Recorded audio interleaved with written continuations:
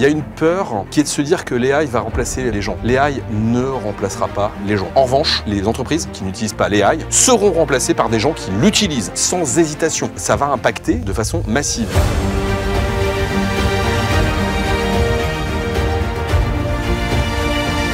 Le déclic numéro 1 de tous les business, c'est de comprendre que ce qui fait la différence, c'est les équipes, c'est les talents. Donc il y a un vrai problème de mindset. Et de structure. Vous avez développé quelque chose de très particulier, une culture d'entreprise. C'est hors norme ce que vous faites. Quand tu lances un poste, tu as peut-être 100, 200 candidatures. Voire plus. La dernière fois, j'ai reçu 2000 candidatures pour un poste. Ce que beaucoup d'entrepreneurs oublient, c'est que c'est bien d'avoir un bon produit, mais si tu le vends pas, ça sert à rien. Et par ailleurs, malheureusement, c'est pas parce qu'on a un bon produit qu'il va bien se vendre. Mais c'est pas l'idée qui fait la différence. Pour qu'une entreprise elle grandisse, il faut mettre le client au centre de son organisation et il faut aller chercher les clients. Le bouche à oreille, le réseau, c'est un tout petit problème. C'est que c'est pas scalable. La problématique, c'est que beaucoup pensent uniquement sur leurs produits et pensent pas au niveau de leur marché. Est-ce que c'est ça le secret entre guillemets? Il va nous falloir plus qu'1h45 là. Bonjour et bienvenue dans ce nouvel épisode du podcast Le Déclic. J'espère que vous êtes en pleine forme. Nous, on l'est et très bien accompagné. Je suis avec Romain. Comment tu vas? Très bien. Merci encore de m'inviter. Eh bien, écoute, avec plaisir. Olivier, tu vas bien? Impeccable. Magnifique. Plaisir de t'avoir ici avec nous. Plaisir partagé. C'est un honneur. Tu as un parcours juste dingue. Je vais avoir Romain, docteur Romain Bouvet, en co-animateur ici à mes côtés, qui est docteur en neurosciences. Et également Olivier Brouran, qui est du coup le fondateur de Mantoux. Je vais rapidement citer quelques-uns des éléments qu'on a notés ici. Entrepreneur et fondateur de Mantoux, un groupe suisse leader dans le conseil à la transformation des entreprises, à la tête d'une entreprise présente dans plus de 60 pays et 5 continents. On parle de 11 500 employés, d'un chiffre d'affaires de près d'1 milliard d'euros. Mantoux a été créé en 2007 avec seulement 40 000 euros d'apport et sans jamais faire de levée de fonds externe. Tu es aussi papa de 4 enfants. Beaucoup de questions à te poser sur un parcours aussi vaste, aussi dingue que celui-ci. On regardait justement les étapes de croissance de Mantoux tout à l'heure en préparant l'épisode et on a plein de questions à te poser. Mais avant ça, revenons-en à la genèse du projet. Tu lances Mantoux donc en 2007 avec seulement 40 000 euros sans levée de fonds. Aujourd'hui, l'entreprise approche le milliard de chiffre d'affaires. Comment on en vient à générer autant de chiffre d'affaires? Quelles sont les grandes étapes de croissance de l'entreprise a posteriori? Il va nous falloir plus qu'1h45 là. Avec plaisir. Je rajouterai aussi dans ton pitch qui était à peu près parfait, marié depuis 27 ans. Waouh, Voilà. c'est aussi une sacrée entreprise. Ouais, c'est pas mal, c'est pas mal. Et c'est important parce que, au passage, les projets entrepreneuriaux, c'est aussi des projets de couple. On oublie assez souvent ça d'ailleurs, que la réussite de tout ça vient de l'alignement qu'on peut avoir avec les équipes, mais aussi avec son conjoint, accessoirement ses enfants, mais à cette époque, ils n'ont pas grand-chose à dire, mais ils le vivent aussi. Voilà. Sur les étapes de scaling, écoute, il y en a vraiment beaucoup, elles sont nombreuses. Et puis finalement, ce qui est assez intéressant en général, c'est que à chaque étape, tu vas te retrouver souvent à aller presque devoir faire l'inverse de l'étape d'avant. Donc si après tu le mets en nombre de personnes, alors jusqu'à 10 000, je sais à peu près. Le coup d'après, je verrai, je l'expérimente en ce moment. Mais en général, tu vas avoir, tu vois, 0, 20, 50 personnes, 80, 200, 500, 1000, 4000, 10 000. C'est les grosses étapes qui, peu ou prou, correspondent à quelque chose d'assez fondamental, qui sont l'impact de tes talents sur l'organisation et la réorganisation qu'on doit faire pour que l'entreprise puisse se scaler, quoi. Grandir au fur et à mesure. Ouais, exactement. Un grand sujet, comment tu fais pour faire en sorte que l'entreprise croît quasiment au même rythme que la qualité des talents qui y sont? Ou l'inverse, que les talents Et c'est ce que j'allais te dire. Ouais. Là, pour le coup, c'est dans l'autre sens. Ouais. Je me posais la question, tu vois, en venant chez toi, en me disant, OK, c'est quoi les déclics, ou est-ce qu'il y a eu un déclic? En fait, il y en a plein. Et finalement, le déclic numéro 1 de tous les business, c'est de comprendre que ce qui fait la différence, c'est les équipes, c'est les talents. Une fois que tu as fait ça, tu règles le problème. Tu vois, il y a souvent des situations, moi, je sais, on a, et on l'a tous dans les entreprises, on a un cas de figure où on lutte, on se bat sur un projet, une organisation, un département, et on essaye, on suit, on rentre, jusqu'au jour où on met la bonne personne au bon endroit, et puis on fait plus rien. Et c'est quelque chose d'assez exceptionnel. Et en fait, quand tu comprends ça, ça semble évident, mais c'est ce qui fait la différence à la fin. Là, je peux te raconter, tu sais que je suis par ailleurs aussi investisseur dans pas mal de startups, et quand je rencontre souvent des dirigeants, je leur pose souvent la question en disant « Mais quels sont tes problèmes aujourd'hui ?» Et souvent, on me dit, j'ai besoin de recruter un CMO, un CTO, j'ai besoin de recruter un CFO. Et je pose la question en disant, mais donc ça c'est le plus important, ouais. Combien de temps tu passes dessus? En fait, j'ai une HR qui travaille sur le sujet. Et puis moi, j'ai fait 3 entretiens dans les 3 dernières semaines. Donc en gros, ça veut dire que tu passes 3 heures par semaine sur le sujet que tu considères comme le plus important. Et c'est amusant parce qu'on a tous un prisme entre ce qu'on dit et la réalité de ce qu'on fait, en fait, en vrai. Donc moi, j'invite tous tes auditeurs qui sont entrepreneurs à se dire, si tu considères que ton problème numéro 1, c'est de staffer quelqu'un dans ton organisation, pose-toi la question du temps que tu y consacres et à qui tu as délégué cette tâche. Et souvent, on considère que aller sur LinkedIn, identifier quelles sont les personnes qui seraient les bonnes, voir les gens, on peut le faire à quelqu'un d'autre. Complètement. Tu délèguerais jamais ton business plan à quelqu'un d'autre, tu délèguerais jamais la gestion de ton cash à quelqu'un d'autre, ta levée de fonds encore moins à un stagiaire que tu aurais recruté. Mais par contre, le recrutement, tu n'as pas de problème à le déléguer. C'est assez frappant. Ouais, c'est assez contradictoire. Et tu l'évoquais dans une interview également. Tu as fait des milliers d'entretiens. Dans cette interview que j'ai regardée, tu parlais notamment de plus de 5000 entretiens. Tu fais encore tous ces entretiens toi-même. Qu'est-ce qui fait que tu as envie de garder cette connexion directe avec les talents qui intègrent le groupe? Parce que quand tu as 10 personnes, 100 personnes, 500 personnes, encore que peut-être on peut se projeter, mais quand il y a autant de personnes, on aurait tendance à penser que c'est plus forcément nécessaire que ce soit le CEO fondateur qui ait cette connexion directe. Et je pense que si tu continues à le faire, c'est qu'il y a une raison. Alors, oui, mais quelque part, si tu veux que l'entreprise elle fasse 10 personnes, 100 personnes, 10 000 ou probablement demain 100 000, en fait, si demain tu diriges une entreprise de 100 personnes, ton environnement direct, c'est 8, 10, 12 personnes dont tu t'occupes. Oui. Moi, c'est pareil, en fait.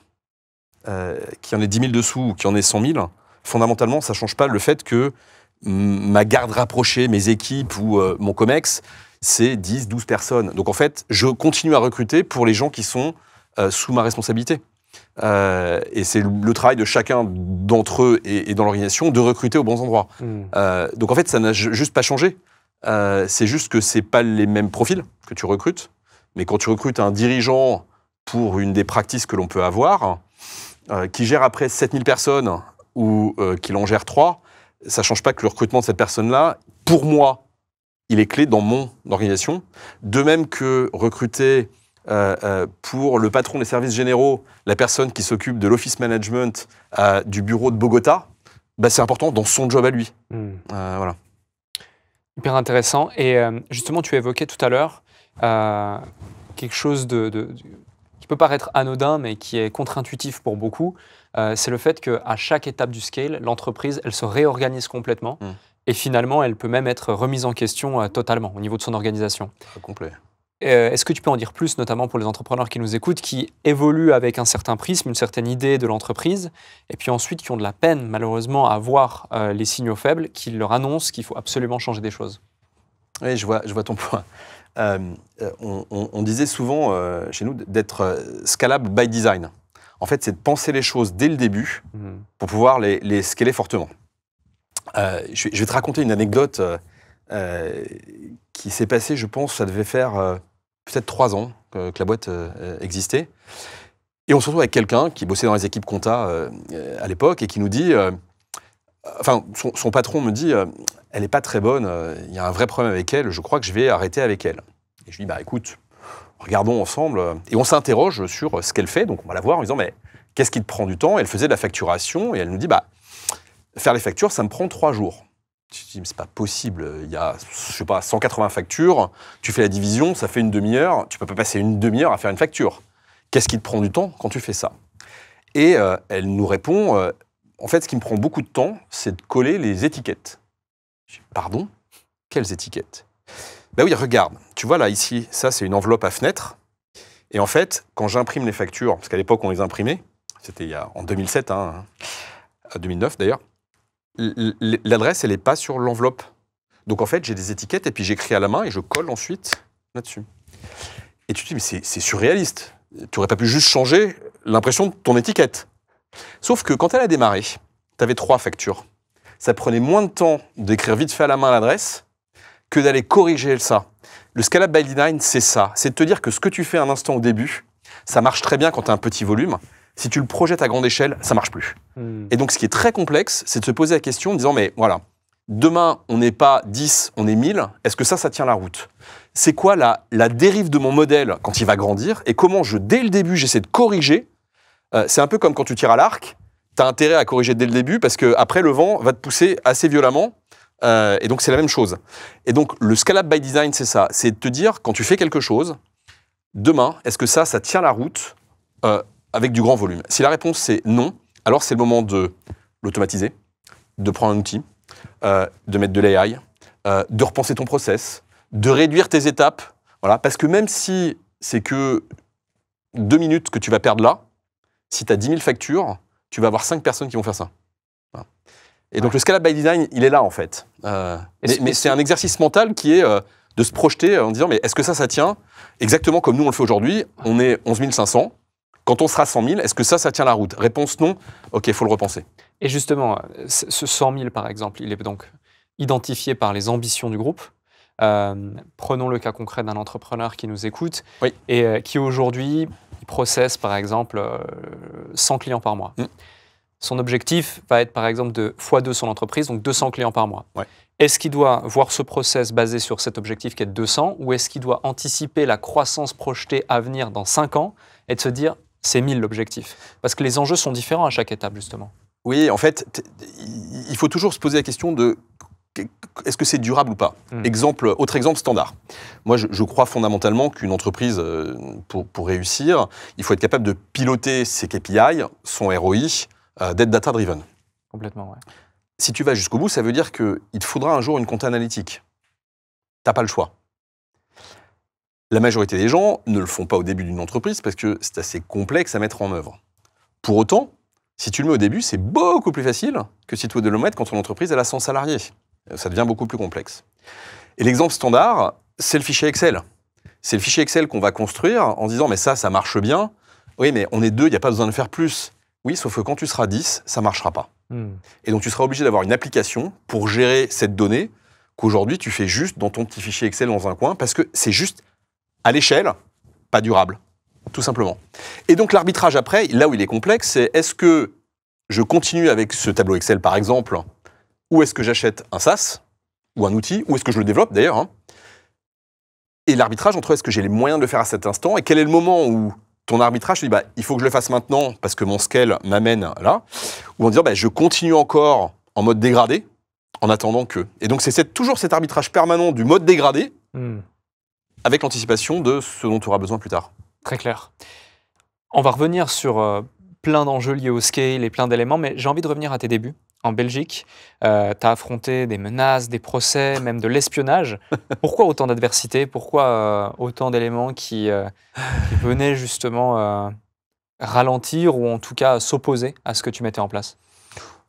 Écoute, il faudrait demander à l'époque à ceux concernés, mais tu es dans une entreprise, tu t'en vas pour monter l'entreprise, il y a toujours des jeux de pouvoir. Il se trouve que probablement que mon ancien management, pour expliquer les échecs qu'il avait, au lieu de se confronter à sa propre incompétence, a préféré dire qu'on lui faisait du mal. Et comme à l'époque, les entreprises dans lesquelles je travaillais, étaient des entreprises cotées, qui en plus s'entendaient pas, tu es le déclencheur ou le catalyseur de ce qui peut être une guerre entre deux entreprises, tout simplement. Voilà. Donc, Et de votre côté, le déclic, du coup, pour quitter le salariat, pour lancer une boîte, pourquoi? Comment c'est venu? Je te dirais que je ne l'ai pas vraiment eu, en fait, ce déclic-là. Moi, aussi fou que ça puisse paraître... Il y a eu un besoin. Non, aussi fou que ça puisse paraître, moi, j'aime faire des projets. J'aime l'esprit d'entreprendre. J'étais pas fait pour être entrepreneur, je crois pas. Souvent, les gens te disent si, mais en fait, c'était vrai. Je crois pas, fondamentalement. Moi, j'ai découvert ce que voulait dire faire des projets quand j'étais en école d'ingénieur, où j'ai fait plein d'associations. Et en fait, c'était le fait d'être en équipe où tu construis un projet, un sujet, et tu vas le mener à bien. Et c'est ça que je trouve intéressant. Et en fait, je l'ai fait en tant que salarié dans ma première boîte, et ça m'a vraiment plu.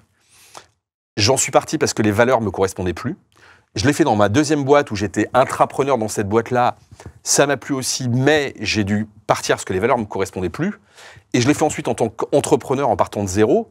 Mais j'aurais pu le faire dans une entreprise si elle avait un cadre qui correspondait à mes valeurs, en fait. Moi, ce que je voulais et ce que je veux aujourd'hui, c'est un cadre dans lequel je peux partir de quelque chose et aller déployer des idées, refaire un projet, avoir une équipe où tu peux embarquer, repenser un métier, repenser une industrie, un service. Ah, ça me fait marrer, quoi.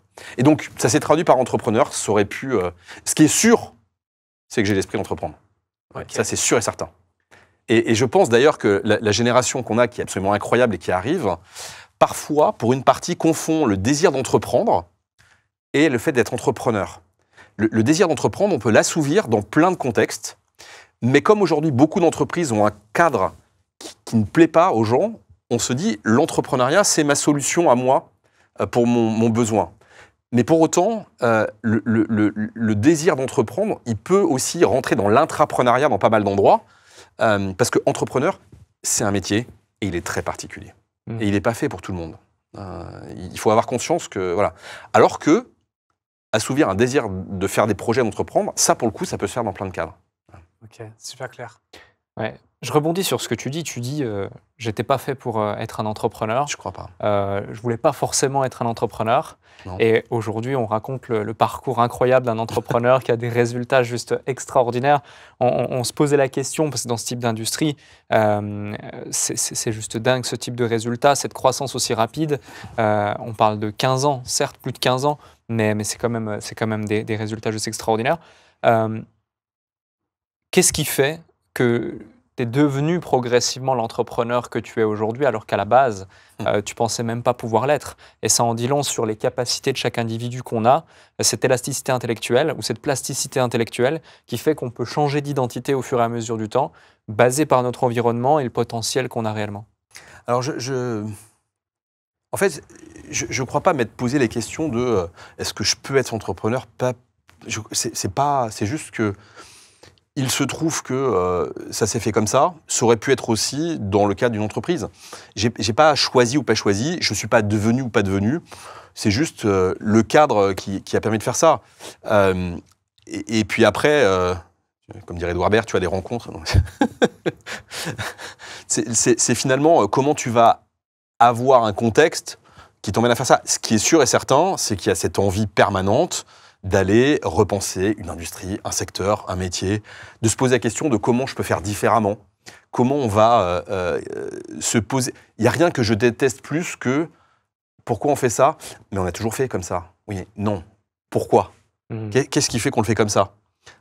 Et c'est cette espèce de jeu intellectuel, un peu comme un Rubik's Cube que tu démontes et que tu remontes, de comprendre, c'est l'ingénieur finalement, c'est de comprendre pourquoi on fait les choses et quelle est la cause racine qui fait que ça se traduit ensuite par une entreprise. Ça aurait pu être autre chose. J'ai le sentiment qu'il y a vraiment ce principe de go big or go home. Soit tu repenses une industrie, tu changes une façon de consommer quelque chose ou autre, soit en fait ça ne t'intéresse pas de juste penser petit, entre guillemets. Et aujourd'hui, la problématique peut-être, c'est que beaucoup pensent uniquement sur leurs produits et ne pensent pas au niveau de leur marché. Parce qu'il y a des étapes intermédiaires. Est-ce que c'est ça le secret, entre guillemets, s'il y en avait un? Alors, c'est une bonne question. En fait, dans les gros déclics, et j'ai eu la chance de l'apprendre avant, c'est de considérer que le client reste... je vais raconter, j'avais un mentor qui était l'ancien patron de Schneider qui m'avait dit « c'est bien d'être assis sur un bon compte de résultats ». Ce que la tech a découvert dans les 2 dernières années, que c'était bien d'être assis sur un bon compte de résultats. Et en fait, pour ça, c'est de mettre le client au centre de l'organisation. Parce qu'à la fin, la top line, c'est quand même ce qui va faire vivre l'entreprise et la faire se développer. Et donc, fondamentalement, ce que beaucoup d'entrepreneurs oublient, c'est que c'est bien d'avoir un bon produit, mais si tu ne le vends pas, ça ne sert à rien. Ça ne sert à rien. Et par ailleurs, malheureusement, et c'est très français, en France, on a plein de qualités, en Suisse où j'habite aussi, dont tu viens aussi, mais on oublie quand même que ce n'est pas parce qu'on a un bon produit qui va bien se vendre. D'ailleurs, si on regarde les entreprises qui ont extrêmement bien réussi dans le monde, ce n'est pas forcément les meilleurs produits. On va prendre Coca-Cola, tout simplement. Facebook n'est pas le premier réseau social du monde. Airbnb n'est pas la première entreprise qui faisait ça au monde. Apple, je rappelle que Arcos, en France, faisait l'équivalent d'un iPad 9 ans avant la sortie de l'iPad. Je ne vais pas parler des produits Microsoft, parce qu'on connaît l'histoire, la façon dont ça s'est développé. Ce n'est pas les meilleurs produits du monde. Pour autant, l'exécution. En fait, c'est ça le sujet, c'est un sujet d'exécution. Toutes les entreprises que j'ai vues et les entrepreneurs qui ont réussi ont exécuté quelque chose de façon brillante, en tout cas de façon meilleure que le reste du marché. Il y a quelques génies qui ont eu l'idée incroyable, ok, mais c'est pas l'idée qui fait la différence. Dans cette exécution justement que tu évoques, si on devait identifier une triptyque gagnante par exemple, le produit est quand même important, ou en tout cas l'offre ou le besoin auquel on répond sur le marché, j'imagine qu'ensuite viendra le marketing. Non. Alors c'est quoi les éléments? Pas pour moi. Pour moi, non. Pour moi, le premier truc, c'est d'écouter son client. D'accord. C'est déjà ça en fait. C'est d'écouter le client, de quoi les clients ont besoin. Du coup, pour rebondir, et je pense que ça va intéresser l'audience, c'est quand vous êtes lancé, qu'est-ce que vous avez écouté chez les clients que la concurrence n'avait pas, qui a permis à Mento de se lancer assez rapidement, parce que la croissance, elle est quand même dans ce secteur assez importante. Oui, très forte. Ouais. Elle est très forte, donc il y a une raison, j'imagine, donc l'exécution, mais pas que, il y a un besoin qui n'a pas été identifié sur le marché, et à ce moment-là, dans le conseil, dans la transformation, qu'est-ce que vous avez trouvé, enfin, qu'est-ce qui s'est passé? Quand on démarre à l'époque, on démarre à Genève, le monde du conseil, c'est un métier. Le conseil, ça date déjà en 700 avant Jésus-Christ, Hérode, le conseil existait. Donc voilà, l'industrie du conseil de façon très large, on va dire qu'elle existe de façon significative depuis les années 1920. Donc c'est un marché qui est extrêmement vaste, extrêmement large, extrêmement concurrentiel. Donc pour être clair, quand tu démarres en 2007, personne t'a attendu pour ça. Et donc 100% des clients ont déjà des fournisseurs, et par ailleurs, ils en sont très satisfaits. Sauf qu'en fait, quand tu vas poser la question au client, tu te rends compte que non, c'est pas vrai. Pourquoi? D'abord parce que tu as des gros acteurs mondiaux qui sont capables, en théorie, d'intervenir dans le monde entier. En vrai, ça ne se produit pas. Pourquoi? Parce qu'en fait, c'est des build-up, donc des assemblages d'entreprises dans le monde entier. Et ensuite, c'est c'est des pays qui se font concurrence même entre eux, et c'est plus un assemblage de pays dans le monde. Et il y a un legacy de ces entreprises-là qui existent, parce qu'elles ont des systèmes qui existent depuis 30 ans, 40 ans. Voilà. Donc déjà, quand tu es capable d'avoir une offre mondiale, alors qu'il y a un besoin, les petites entreprises ne peuvent pas le faire. Mais les gros peuvent le faire, mais ne le font pas. Donc tu as déjà un trou où tu peux répondre. Donc déjà, quand tu as pensé l'entreprise en étant internationale, même si on était petit, tu vas déjà avoir un différenciateur. Premier point. Ensuite, tu n'as pas le même legacy. Donc, tu as capacité de repenser la façon dont tu l'exécutes. Je vais prendre un exemple très concret. On est en 2007. Aujourd'hui, ça fait rigoler. Mais en 2007, on était déjà en remote. On n'était pas full remote, mais on travaillait déjà en remote. C'était à peu près 13 ans avant le Covid. On avait, à l'époque, c'était Lync. On avait SharePoint. Donc, Lync, c'est l'ancêtre de Skype for Business, qui est l'ancêtre de Teams, ou de Google Meet ou Zoom. Donc, on était déjà en remote. Et on a eu la culture, l'habitude de le faire. Ça te permet de repenser la façon dont ton back-office travaille. Parce que, par exemple, et aujourd'hui je le vois souvent dans les startups, et on l'a peut-être dans les auditeurs de ton podcast, on a souvent, les gens me disent, on est intéressé parce que tu as scalé international. Et donc on veut t'avoir comme investisseur ou au board pour ça. Qu'est-ce que tu peux nous donner comme tips? Et le premier truc que je dis, le premier, c'est d'apprendre à travailler à distance. Puisque le monde étant un terrain de jeu qui est relativement grand, tu ne vas pas t'installer dans tous les pays du monde pour ouvrir, ça ne marche pas. Donc il faudra bien apprendre à travailler à distance. Et là on me dit, non, et tu comprends, nous la culture c'est important, donc jusqu'à 50 salariés, on restera tous ensemble au même endroit. C'est mort. Ta boîte, elle ne scalera jamais internationale. Ça n'arrivera pas. Parce qu'en fait, si déjà, quand tu es petit, tu n'arrives pas à le faire, quand tu vas être gros, ça ne va pas être plus facile. Hein. C'est encore plus difficile. Parce que le problème du scale, qu'il soit nombre de personnes ou géographique, c'est qu'en fait, ça amplifie les problèmes. Tout devient plus compliqué. Et il y en a de plus en plus. Ouais. Et il faut savoir déléguer la gestion de ces problèmes et créer un organigramme qui va te permettre justement de prendre les bonnes décisions et de déporter ces décisions pour toi n'avoir plus que les grandes décisions à prendre. Comment tu as progressivement géré ce type de schéma? Parce que ça paraît anodin dit comme ça, mais une organisation aussi grande, c'est tous les jours, des centaines de problèmes à traiter, des centaines de décisions à prendre. Et pour autant, tu as toujours 24 heures dans ta journée, donc tu as dû déléguer, trouver des talents. On parlera justement de trouver des talents. C'est exactement ça, c'est ce que tu dis. très franchement, c'est pas compliqué. C'est toujours pareil. Tu mets les bonnes personnes au bon endroit, tu as réglé ton problème. Comment trouver Vraiment. les bonnes personnes, justement? Parce que c'est Ça, un grand, C'est assez compliqué. c'est un grand sujet. Ça, c'est un autre sujet. Le recrutement. Ça, c'est un autre sujet. Mais fondamentalement, vraiment, aussi fou que ça puisse paraître, c'est toujours la même chose. On met les bonnes personnes aux bons endroits, on a gagné. Tout à l'heure, je suis arrivé, je suis désolé, parce qu'en étant de Suisse, être en retard, c'est pas terrible. Je suis arrivé en retard, parce que justement, j'ai passé 2 heures avec quelqu'un qui était chez nous il y a 10 ans, qui est reparti ensuite dans une autre entreprise, qui est une fille géniale. Je sais pas encore ce qu'on pourra faire avec elle, mais je peux pas m'empêcher de me dire, à un moment ou à un autre, on va pouvoir trouver quelque chose ensemble. Et en fait, c'est exactement ça, c'est cette sérendipité de rencontrer des gens, de voir des gens en te disant, les gens ont quelque chose, ils ont les yeux qui brillent, ils ont quelque chose ils ont des valeurs évidemment qui matchent ta boîte, et te dire, à un moment ou à un autre, et ça finit par matcher. Et souvent, les gens disent, tu sais, prennent dans une boîte, et puis, t'as une idée, et les gens disent, putain, c'est incroyable, t'as toujours le candidat ou la solution qui tombe au bon moment. Mais non, c'est juste parce que j'en ai vu, là, sur 4 jours, on est quel jour, là, mardi, mardi 1, j'ai dû voir 7 personnes ou 6 personnes. C'est pas vraiment des entretiens, mais potentiellement, c'est des gens où, voilà, et ben statistiquement, il y en aura probablement 2 qu'on finira par intégrer en disant, et ça tombera pile au moment où on se dit, ça tombe bien, j'en avais besoin.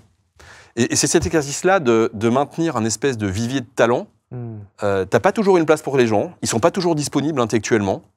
Hier, j'ai vu quelqu'un super bien, je sais pas, je dois le voir une fois tous les ans et demi. Je sais qu'on finira par le recruter. Ça finira par arriver. Mon DRH, Étienne, qui maintenant doit être chez nous, je pense, depuis 10 ans. Je crois que j'ai mis 6 ans avant de l'intégrer. Pendant 6 ans, on a discuté, jusqu'au moment où il était prêt, et nous aussi, ça tombait bien. Voilà. Mais j'ai pas de recette magique. Si je l'avais, Donc finalement, tu entretiens un pipe continu, et le jour venu, tu sais que... Ça fait partie de... En fait, c'est la sérendipité. Tu vois, je te raconter une autre histoire. J'ai Bruno qui travaille avec moi, souvent, ou mes assistantes, Naomi et Mélissandre, souvent j'ai des réunions et je dis, je sais pas vraiment là, je sais pas si j'y vais, ça va me faire perdre un peu de temps.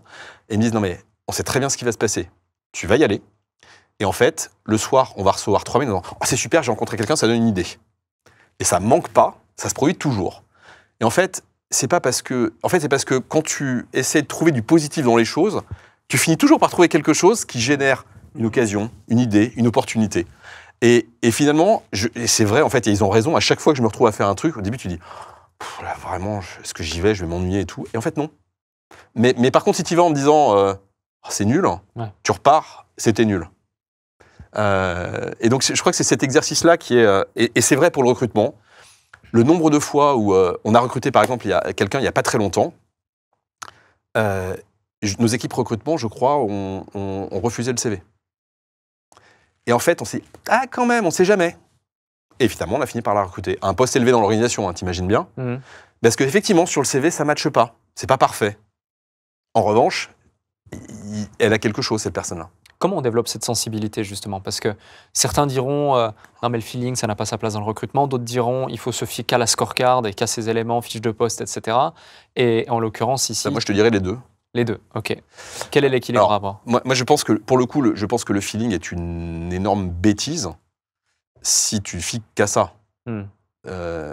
L'intuition, moi, je crois que... tu sais, je suis ingénieur à la base, en informatique en plus. Pour moi, l'intuition, c'est un phénomène extrêmement rationnel, en fait. C'est la capacité qu'a ton cerveau de connecter ton expérience, ce que tu as vécu, ce que tu as emmagasiné, pour te dire, je le sens ou je le sens pas. Mais c'est pas subjectif.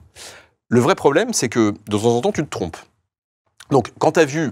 C'est comme de tout. Je veux dire, Ronaldo, il a dû taper 200 000 ballons ou 300 000 ballons en jongle avant de faire dans un match un truc que personne ne fait. C'est en fait une question de volume et d'entraînement. Donc, plus tu fais les choses, plus tu t'entraînes. Sur le recrutement, c'est pareil. Sauf que un process, il doit être structuré. On fait pas... Quand on fait un process, on fait 3 entretiens. On n'en fait pas 2, on n'en fait pas 1, on en fait 3, au minimum. On peut en faire plus, mais au moins 3. Parce qu'en fait, ça fait partie d'un processus et il doit être structuré. Et on doit être à plusieurs. Et on doit croiser les avis, etc., etc. En revanche, ça n'empêche pas de se fier à son intuition, de se dire, il y a un truc que je sens bien ou un truc que je sens pas. Et du coup, après, la question, c'est post-rationalise.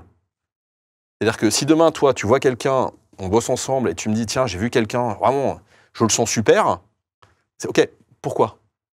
Parce que sur le CV, ça n'a pas l'air d'être le cas. Pourquoi? Il doit y avoir une vraie raison derrière, un truc qui fait que tu le sens bien. Ou à l'inverse, si tu le sens pas. Et du coup, si tu le sens pas, toi, si tu vas en deuxième entretien, tu vas pouvoir traiter le point et l'évacuer ou pas. Par contre, pour moi, c'est hyper rationnel. Ouais. C'est très structuré, c'est très rationnel. Donc le feeling n'a pas sa place dans le sens où le truc de dire j'ai croisé quelqu'un, super, je le recrute, c'est comme la loterie, quoi. Non, c'est très exact. C'est ce qu'on en pense en sciences cognitives, en psychologie cognitive. L'intuition, c'est issu d'une opération mentale implicite qui est due à notre expérience. Donc c'est exactement ça. C'est ça, en fait. On est d'accord. Exactement. Ouais. Il y a un élément, forcément, qui a activé quelque chose dans le cerveau, donc de la mémoire. Et quel est l'élément? Du coup, c'est cet élément-là qu'il faut creuser. Et vous apportez vraiment quelque chose d'important dans le recrutement. La façon que vous l'exprimez, c'est super puissant. Pour avoir travaillé dans le recrutement, pour avoir enseigné le recrutement également, c'est vrai que c'est la façon dont vous l'exprimez, c'est très puissant en fait, même pour les gens qui recrutent. Ça complète parfaitement ce qu'avait dit un autre invité, et c'est super intéressant. Non. Justement, très intéressant. Si ça peut servir aux auditeurs, tant mieux. C'est une science. C'est une science qui est tellement complexe, complexe. Moi, ce qui est très difficile, je trouve, c'est d'arriver à craquer quelque chose que j'ai pas réussi à craquer encore. En fait, il y a déjà le premier filtre d'identification des talents. Et après, il y a le process de recrutement. Le process de recrutement, une fois qu'on a ce filtre, il permet d'industrialiser le fait de faire le moins d'erreurs possible. En revanche, le problème, c'est ton tamis initial. Aujourd'hui, on a des tamis qui permettent d'avoir un taux d'échec qui est faible. Le problème de ce tamis, c'est qu'il élimine des profils comme le tien. Ce qu'on en parlait tout à l'heure. Je sais pas si... Enfin, tu disais, j'ai pas de background académique. Ouais, tout à fait. Et en fait, c'est hyper difficile d'identifier des gens comme toi qui vont avoir quelque chose de plus que les autres, qui vont bien réussir, mais pour le coup, comme on manque de background académique, on n'a pas le premier filtre, et c'est super compliqué. Et ça, aujourd'hui... J'entre pas dans la case. J'ai pas craqué, ouais. J'ai pas craqué le truc. Et c'est dommage parce que on a un système aujourd'hui, on traite à peu près, en gros, on va traiter pas loin de 40 000 CV par semaine. Donc, ça fait des gros volumes. Donc, on a uniquement pour vous. Juste pour Mantoux, ouais. Bah, on recrutera l'année prochaine, j'imagine qu'on recrutera entre 3 000 et 4 500 personnes. Donc, on a un système qui permet d'identifier les talents, les qualités, à partir d'un fil de sélection. Ce qu'on ne sait pas faire, c'est identifier des profils comme le tien, qui pourtant, le problème, c'est une fois sur 10, une fois sur 100, apporteront bien plus que tous les profils académiques. Le problème, c'est qu'on a beaucoup de déchets. Et donc, quand tu raisonnes sur du volume, statistiquement, c'est un risque supplémentaire dans le processus de recrutement.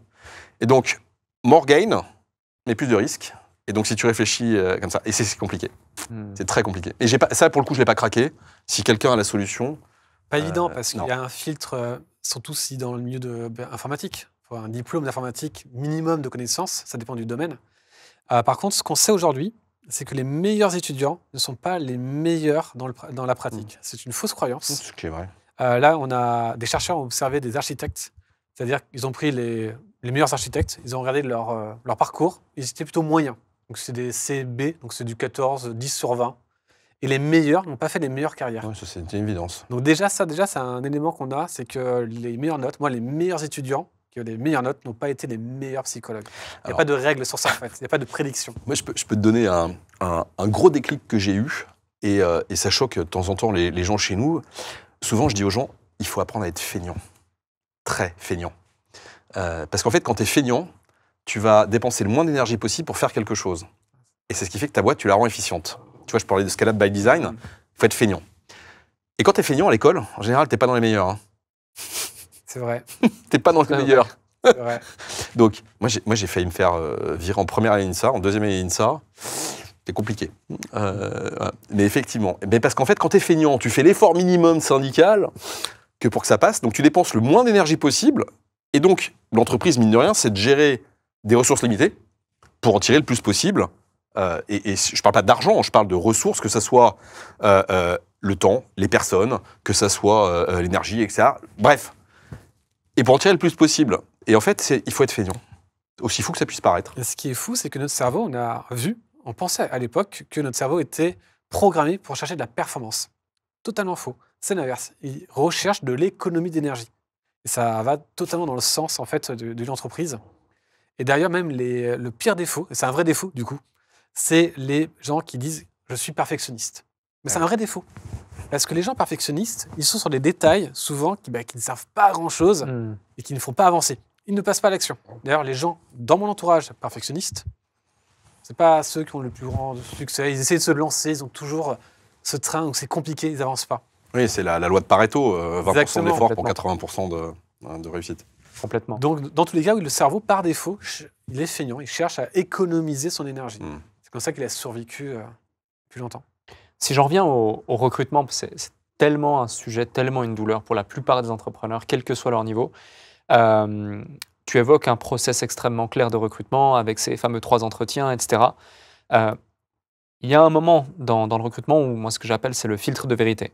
Donc il y a plusieurs outils que tu peux utiliser pour identifier si le talent, si la personne, le candidat va ou pas se survendre ou raconter des choses qui ne sont pas à la réalité ou qui sont en tout cas un petit peu trop optimiste par rapport à ce que nous, on attend du candidat derrière lorsqu'elle sera ou il sera dans l'entreprise. Et beaucoup trop de personnes, malheureusement, font l'erreur en voyant un candidat qui est en bonne capacité pour se vendre lui et font un lien indirect entre « OK, il sait se vendre, donc il sera performant dans la tâche ». Or, il n'y a pas du tout de lien de causalité entre l'un et l'autre. Comment réussir à identifier ça entre quelqu'un qui sait très bien se vendre et quelqu'un qui saura bien exécuter? Et justement, quels sont les filtres de vérité potentiels que tu pourrais recommander à ceux qui nous écoutent lors d'un recrutement pour éviter de se fourvoyer et de prendre la mauvaise décision? En fait, c'est d'être méthodique. Et encore une fois, méthodique, ça veut dire, on l'a eu il n'y a pas très longtemps, méthodique, ça veut dire en quelle année la personne a eu le bac? Elle a démarré son stage, c'est en mars ou c'est en juin? C'est pas pareil. Du coup, si c'est en juin, t'as fait quoi de mars à juin? Etc., etc. Et en fait, la méthode, c'est ce qui te permet déjà d'identifier dans les parcours des problèmes. Par exemple, quand tu as eu ton bac avec un an de retard, tu as le droit. Mais ça veut dire qu'il s'est passé quelque chose dans ta vie.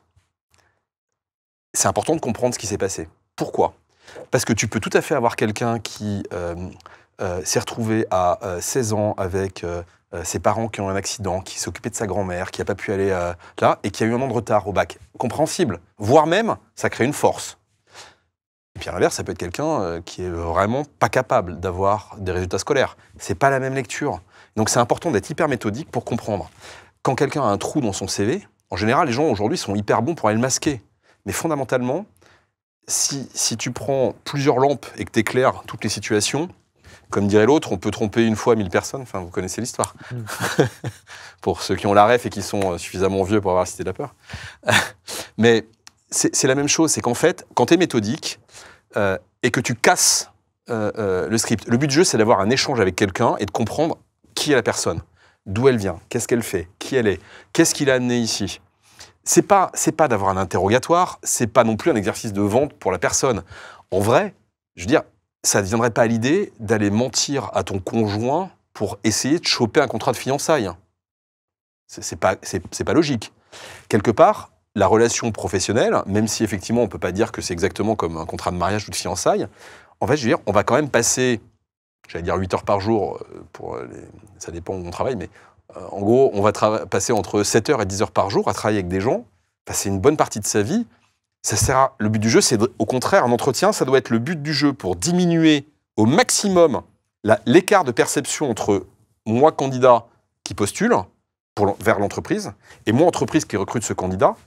Plus on diminue l'écart de perception des deux côtés, plus on a de chances que ça se passe bien. Donc, le but du jeu, voilà. Et pour ça, il faut casser les histoires pré-racontées, déroulées 20 fois. Et le truc, c'est de sortir d'un schéma. De casser la préparation qui a été faite, tout simplement. Très clair. quand tu évoques justement ce cas de situation, tu penses notamment au CV ou autre, et aujourd'hui, on voit de plus en plus le fait que demander un CV dans le cadre d'un recrutement, c'est dépassé, c'est révolu, qu'il n'y a plus besoin. Quel est ton point de vue là-dessus? Petite anecdote rapide avant que tu nous partages ta réponse. Moi, pour ma part, je ne demande pas forcément de CV parce que je ne suis pas du tout, en fait, l'objet de cet élément-là. Et du coup, je ne crois pas forcément aux diplômes ou aux écoles ou au CV parce que moi-même, je n'en suis pas le produit. Et récemment, pour un poste spécifique d'ingénieur spécifiquement, on a dit dans un post LinkedIn avec un recrutement, partagez-nous votre CV. Et là, bizarrement, je me suis fait insulter dans les commentaires. Non, mais pourquoi tu demandes un CV? C'est complètement révolu, il n'y a plus besoin. Ça m'intéresserait d'avoir ton point de vue sur la question, d'autant plus que je pense qu'un des éléments de réponse, c'est parce que vous êtes dans une économie d'échelle tellement énorme que c'est un premier filtre intéressant, mais peut-être qu'il y a autre chose. Déjà, aujourd'hui, on a quand même tous des systèmes de matching, d'analyse, de tri, d'automatisation. Enfin, c'est logique, quoi. Donc déjà, si tu t'affranchis d'un système, bah, tu te mets toi-même en dehors. Donc déjà, tu perds des chances. C'est pas très malin. Premier point. Deuxième point sur le CV. Si tu as un autre système pour raconter ta vie, je me bats, hein. Et je le connais pas. Le meilleur moyen... regarde, avant qu'on démarre ce podcast, je t'ai demandé de nous raconter ton histoire. Donc c'est ton CV, hein. On est d'accord? Oui, je veux bien rebondir sur ce que tu as dit. On ne va pas être d'accord. C'est ce que j'appelle une croyance de luxe. Une croyance de luxe, c'est de dire des choses qui sont bien vues. Par exemple, d'être écologique, de dire qu'on vote à gauche. C'est des gens qui, généralement, ont de l'argent, qui ont réussi, comme les stars. Et de prendre ensuite des jets privés ou des avions qui polluent la planète. Et de dire qu'on ne recrute pas sur CV est considéré comme une croyance de luxe. Parce que c'est strictement impossible. Alors, la première règle, c'est que personne recrute son CV. Ça n'existe pas. En fait, un CV, ça permet de filtrer par rapport au poste, parce qu'ensuite, il y a des entretiens, dans tous les cas. Tu fais des entretiens. Tu ne recrutes jamais sur CV. Ça n'existe pas. Dans les grands groupes, on ne recrute pas à partir d'un CV. Quand tu lances un poste, tu as peut-être 100, 200 candidatures. Voire plus, à ma petite échelle. Ça nous arrive d'avoir... voilà, en plus. Je crois la dernière fois, et ça m'arrive pas souvent, on a reçu 2000 candidatures pour un poste, quoi. Exactement. Plus ce qu'on va chercher. Donc, imaginons, je veux un traffic manager. Tu sais, ce terme te parle. Mais moi, j'ai lancé un poste de traffic manager. Ben, j'ai eu des CV de personnes qui ont fait l'École nationale de l'aviation civique, qui étaient traffic manager aérien. Et si je n'avais pas de CV, je prends quoi? Je les prends en recrutement? Ça n'a pas de sens. Donc, personne ne recrute son CV. Déjà, ça, c'est personne. Aucun RH te dit qu'il a recruté son CV. 2, il permet de filtrer. Et une autre règle que tous les RH pourront probablement confirmer, c'est que même tu peux classer les CV entre numéro 1, numéro 2, numéro 3, les cartes se rabattent à l'entretien. Et même sur le différent entretien. Et ça, j'ai passé beaucoup d'entretiens. Les études scientifiques confirment également que tu peux sélectionner les CV pour juste un tri, en fait, pour savoir, bon, voilà, moi, je veux quelqu'un qui a fait Facebook Ads, pourquoi pas, tu vois, non, je donne des exemples qui vont parler pour nous. Voilà, et après, ça va se rebattre tout simplement en entretien. Donc, c'est une croyance de luxe. Tout le monde recrute ton CV. Et la personne qui a critiqué sur LinkedIn, je suis beaucoup sur ce réseau, a dit « Oui, je ne recrute pas son CV. » Qu'est-ce que tu fais? Ah, j'envoie un typeform. Un typeform, donc un questionnaire où je me demande le diplôme. Ben, tu recrutes ton CV. Tu vois? En fait, c'est stupide. Et je ne sais pas les commentaires que tu as reçus, mais c'est très bizarre. C'est très irrationnel. C'est mon point de vue assez tranché sur non, mais complètement. le truc de CV parce que ça n'a aucun sens. On n'a pas trouvé encore de système qui soit aussi efficace pour synthétiser, sans rentrer dans la vie privée, le parcours d'un individu pour qualifier son adéquation. J'en ai pas d'autres, mais... Ce qui ne veut pas dire que... C'est exactement comme, tu parles d'école ou de diplôme, c'est pas parce qu'on a fait une école qu'on est bon, mais par contre, ça élimine un certain nombre de paramètres que tu n'as plus besoin de vérifier. C'est aussi bête que ça. Ça ne veut pas dire que les gens qui ont fait une école sont meilleurs que toi. Mais en revanche, il y a un certain nombre de cases, de checks que tu n'as plus à faire, quoi. Complètement. À l'inverse, il y a des checks à faire que, dans le cadre de quelqu'un qui n'a pas de parcours académique, ne sont pas à faire parce que celui qui n'a pas eu de parcours académique, en général, tu n'as pas trop à checker la résilience, tu vois. C'est pas nécessaire. Normalement, il l'a, mais tranquillement, largement. Complètement. Tu vois? Non, mais c'est bête. Donc, c'est juste que tu vas pas vérifier les mêmes choses. Ouais. En revanche, son CV, je vois pas comment on fait. Hein, mais... Aligné. Une fois qu'on a des talents, c'est déjà, on pense que on a réussi à gagner La guerre, en réalité, c'est qu'une bataille. Il faut encore les garder, il faut les faire évoluer, il faut savoir bien les positionner. Comment on fait évoluer les talents au sein d'un groupe comme le tien et même dans une entreprise en général? Écoute, nous, on a toujours fait confiance aux jeunes. C'est quelque chose qui est vraiment marqué chez nous, même si moi je ne le suis malheureusement plus aujourd'hui. Mais néanmoins, on a une culture de faire confiance aux jeunes. Pour ça nécessite en fait d'avoir une culture du coaching en fait. Parce que pour faire réussir des gens et les faire grandir, il faut une culture du coaching. Et le coaching, on confond souvent le management et le coaching. Le management, c'est de s'occuper des individus pour les faire grandir sur qui ils sont, ce qu'ils font, etc. Le coaching, c'est de former, d'apprendre et de transmettre quelque chose. Donc, si je prends un exemple, le coaching, c'est d'expliquer à quelqu'un, voilà comment on fait quelque chose, je te montre comment on le fait, tu le fais devant moi, et ensuite tu le fais tout seul. Et puis après, 3 mois, 6 mois, je reviens voir ce que tu as fait. Une fois que tu as intégré ça, alors tu pourras rajouter ta touche, ta créativité, rajouter, etc.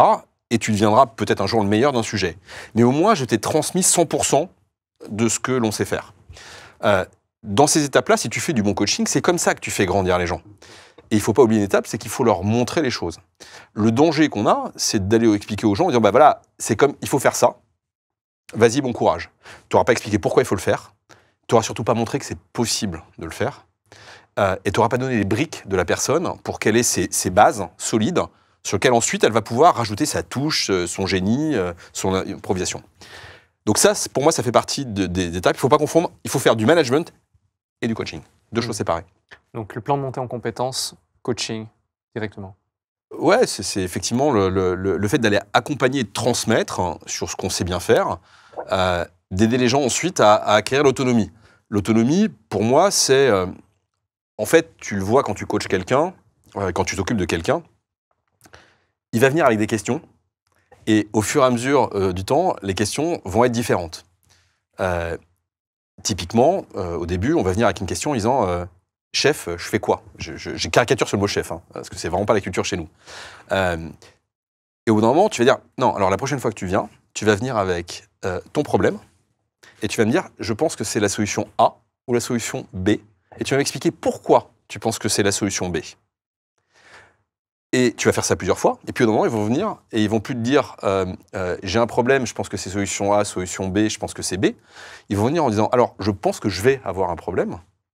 Et donc là, tu vas pouvoir dire ok, ben voilà. Et au fait, au bon moment, ils vont venir dans ton bureau, ils vont dire alors, en fait, je viens de voir parce que je pense que je vais avoir un problème, en fait, je pense que c'est A et B, etc. Salut, t'as rien dit. S'ils n'ont plus besoin de toi, c'est fini. Tu les as fait grand. Et du coup, tu vas plus servir après de miroir, d'échange, etc. Et donc, c'est ces niveaux, en fait, c'est comment tu donnes aux gens l'autonomie pour les faire grandir. Et un des problèmes qu'on a aujourd'hui, c'est que la génération qui arrive sur le marché du travail, qui a vraiment, encore une fois, des qualités incroyables, veut tellement être autonome et tout faire dans un coin, que du coup, on n'arrive plus à transmettre toujours cette partie-là de l'expérience, et qui est de dire, OK, je prends ce que j'ai, je te le donne, après t'en feras ce que tu veux. Et du coup, on redémarre de zéro, quoi. Alors, Léa, il va pas mal aider, parce qu'on va pouvoir formaliser les choses et les structurer de façon à ce que le savoir, il se transmette non plus par moi qui te dis un truc, mais par toi qui pourra directement l'attraper. L'inconvénient de tout ça, c'est qu'il va manquer une étape fondamentale. C'est ce qui fait la différence dans le coaching, c'est si je te montre que c'est possible. Voilà. Si tu prends un exemple concret, si je te dis que c'est facile de descendre un organigramme et que je t'explique comment tu peux faire pour récupérer un organigramme d'un client, tu me diras oui, ok, mais tu n'y crois pas. Si je te le montre, que je fais ça pendant 10 minutes et que je t'ai descendu un organigramme, tu sais que c'est possible. Et tu vas pouvoir le faire. Probablement comme en sport ou comme n'importe quel sujet, si tu vois quelqu'un le faire, l'exemplarité, elle fait. Et le danger qu'on a avec l'AI et la nouvelle génération, le coaching, c'est qu'on risque de perdre cette petite brique qui est de montrer que c'est possible.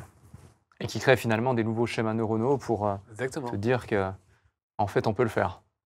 Un autre sujet, c'est la culture. La culture d'entreprise, tu as indirectement évoqué 2-3 éléments de ta culture. Tu disais, ça, c'est pas forcément dans notre culture et autres. Quelle est la culture chez Mantoux? Et également, comment la culture que tu avais par exemple au premier jour, que vous aviez au premier jour, a évolué au fur et à mesure que l'entreprise évolue? Est-ce qu'elle est restée exactement la même ou est-ce qu'elle a évolué au fur et à mesure? Il y a eu des phases. Je suis convaincu que finalement, une culture de base, il y a un ADN de base qui va rester plus ou moins le même, mais au fur et à mesure, elle va devoir évoluer. En tout cas, c'est ma vision. Quelle est la tienne? Oui, tu as raison. Alors déjà, qu'on le veuille ou non, c'est pas mon entreprise en fait. Ça fait déjà un moment que c'est plus mon entreprise, elle est plus à mon image en fait. Et c'est bien. Elle est l'image des gens qui la composent et qui la dirigent aujourd'hui, l'entreprise. Donc forcément, ça évolue. Le monde aussi évolue. Je vais prendre dans les gros déclics, si tu prends le dernier déclic qu'on a évidemment et pour lequel nous on est très très pushy, c'est les AI. Donc, octobre 2022, sortie de ChatGPT. Décembre, on commence à bien regarder et à partir de janvier, on commence à pousser, janvier 2023 chez nous, l'utilisation de l'AI. Donc c'est assez early stage. Accessoirement, il se trouve qu'on est aussi investisseur dans Mistral, et je suis investisseur dans Alan, donc on est dans un écosystème où ça nous parle quand même pas mal. Et on est une boîte jeune, moyenne d'âge à l'époque, on devait être, je sais pas, peut-être 30 ans. Et donc tu te dis, on a tout, on est une boîte tech, donc on ne fait pas que de l'informatique, puisque notre métier est très large, puisqu'on aide en fait les entreprises sur la transformation du début jusqu'à la fin, et donc on couvre tous les types de métiers. Je reviendrai peut-être là-dessus après. Donc on commence à déployer les AI. Et donc on commence, et c'est dur en fait, parce qu'il faut se battre en permanence, la conduite du changement, etc. Avec les AI, on a commencé à se rendre compte qu'il fallait qu'on déploie d'autres modules de formation, qui est le sens critique. Et donc, tu vas insister sur le sens critique parce que tu te rends compte à quel point l'AI peut des fois raconter n'importe quoi, mais vraiment n'importe quoi, et du coup, amplifie potentiellement les croyances débiles ou les légendes urbaines qui s'installent. Et du coup, on a dû mettre en place des choses pour travailler sur comment tu aides les équipes à développer le sens critique. Je peux te prendre plusieurs exemples d'histoires assez amusantes ou d'anecdotes et de méthodes qui vont avec pour développer le sens critique. Un jour, on me dit, tiens, il faut que tu ailles en Espagne, puisque tu es le gérant de l'entreprise, puisqu'on a une situation, je ne sais plus ce que c'était exactement, c'était peut-être, oui, je ne sais plus, une fin de contrat, et il faut passer au tribunal. Et je leur dis, mais attendez, je ne vais pas y aller moi, on peut bien déléguer. On dit, non, c'est impossible en Espagne, il faut que ça soit le gérant. Et donc là, tu prends un truc, tu le mets à l'extrême. Donc on est d'accord que tu prends Telefonica, qui a 150 000 salariés, ça veut dire que le gérant, il a un bureau au tribunal et il y passe sa journée. Puisque statistiquement, sur 100 000 salariés, forcément, c'est ça. Et là, on te dit, non, c'est vrai que vu comme ça, c'est peut-être pas possible. Et évidemment, tu te rends compte que tu peux déléguer un pouvoir, etc., etc. Et donc, c'est comment tu développes ça, parce que sinon, tu vas avoir des choses qui s'installent, voilà, où les gens vont avoir des grosses croyances basées sur rien, et les AI amplifient ce problème-là. Parce que c'est tellement assertif. Donc avant, on avait une problématique qui était de travailler ça. Les AI nous renforcent ce sujet-là. Donc on n'a pas encore trouvé la martingale, mais en tout cas, voilà. Et donc ça change la culture de l'entreprise, puisque tu vas rajouter une corde ou une couche ou un élément qui est de te battre en disant sens critique, sens critique, sens critique. De même qu'on s'est battu depuis 2 ans sur AI, AI, AI. Voilà. Repense la façon dont tu travailles, apprends à faire du transcript, apprends à benchmarker ton transcript avec ça, apprends à utiliser les AI pour, etc., etc.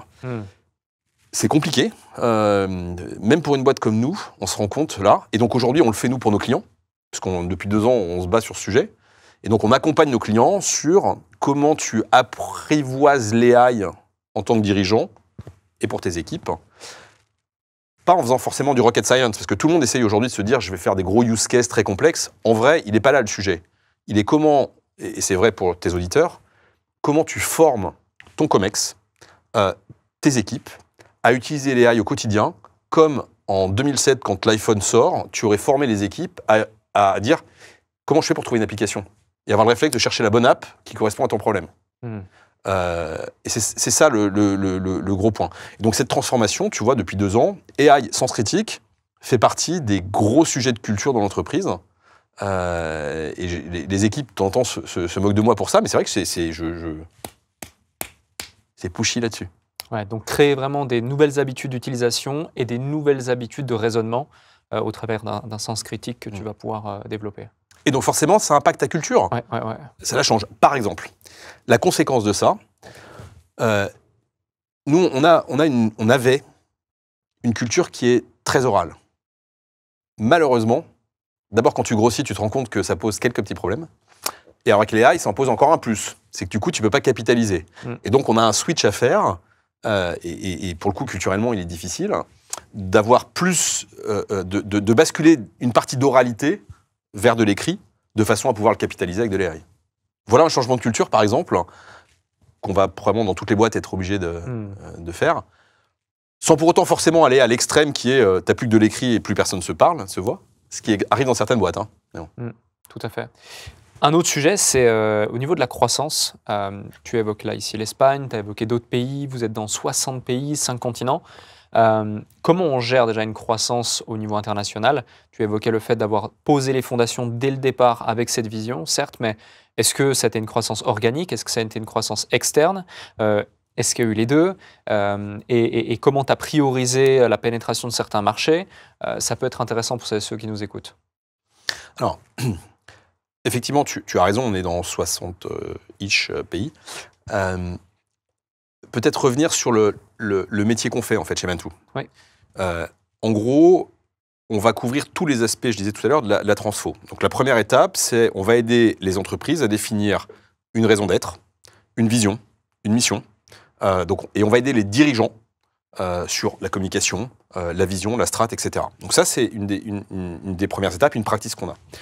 Après, on les accompagne sur toute la transfo dont tu parlais tout à l'heure, qui est transfo digitale et transformation technologique.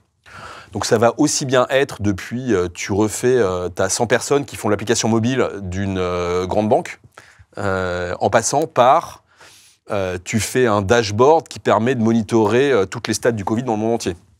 En passant par, tu vas déployer un ERP, un CRM, ou voilà. Donc c'est assez vaste. Après, on a toute une partie qui est marketing digital et expérience. Donc là, c'est comment on va connecter les clients de nos clients avec nos clients. Donc, comment tu les aides au travers des outils classiques, digital, marketing, au travers de la réalité virtuelle, la réalité augmentée. On a fait par exemple un jeu en réalité virtuelle, le premier jeu en réalité augmentée de Meta, c'est nous qui l'avons fait. Donc on a pas mal de choses qu'on va faire comme ça, ou un showroom pour un constructeur automobile en réalité virtuelle.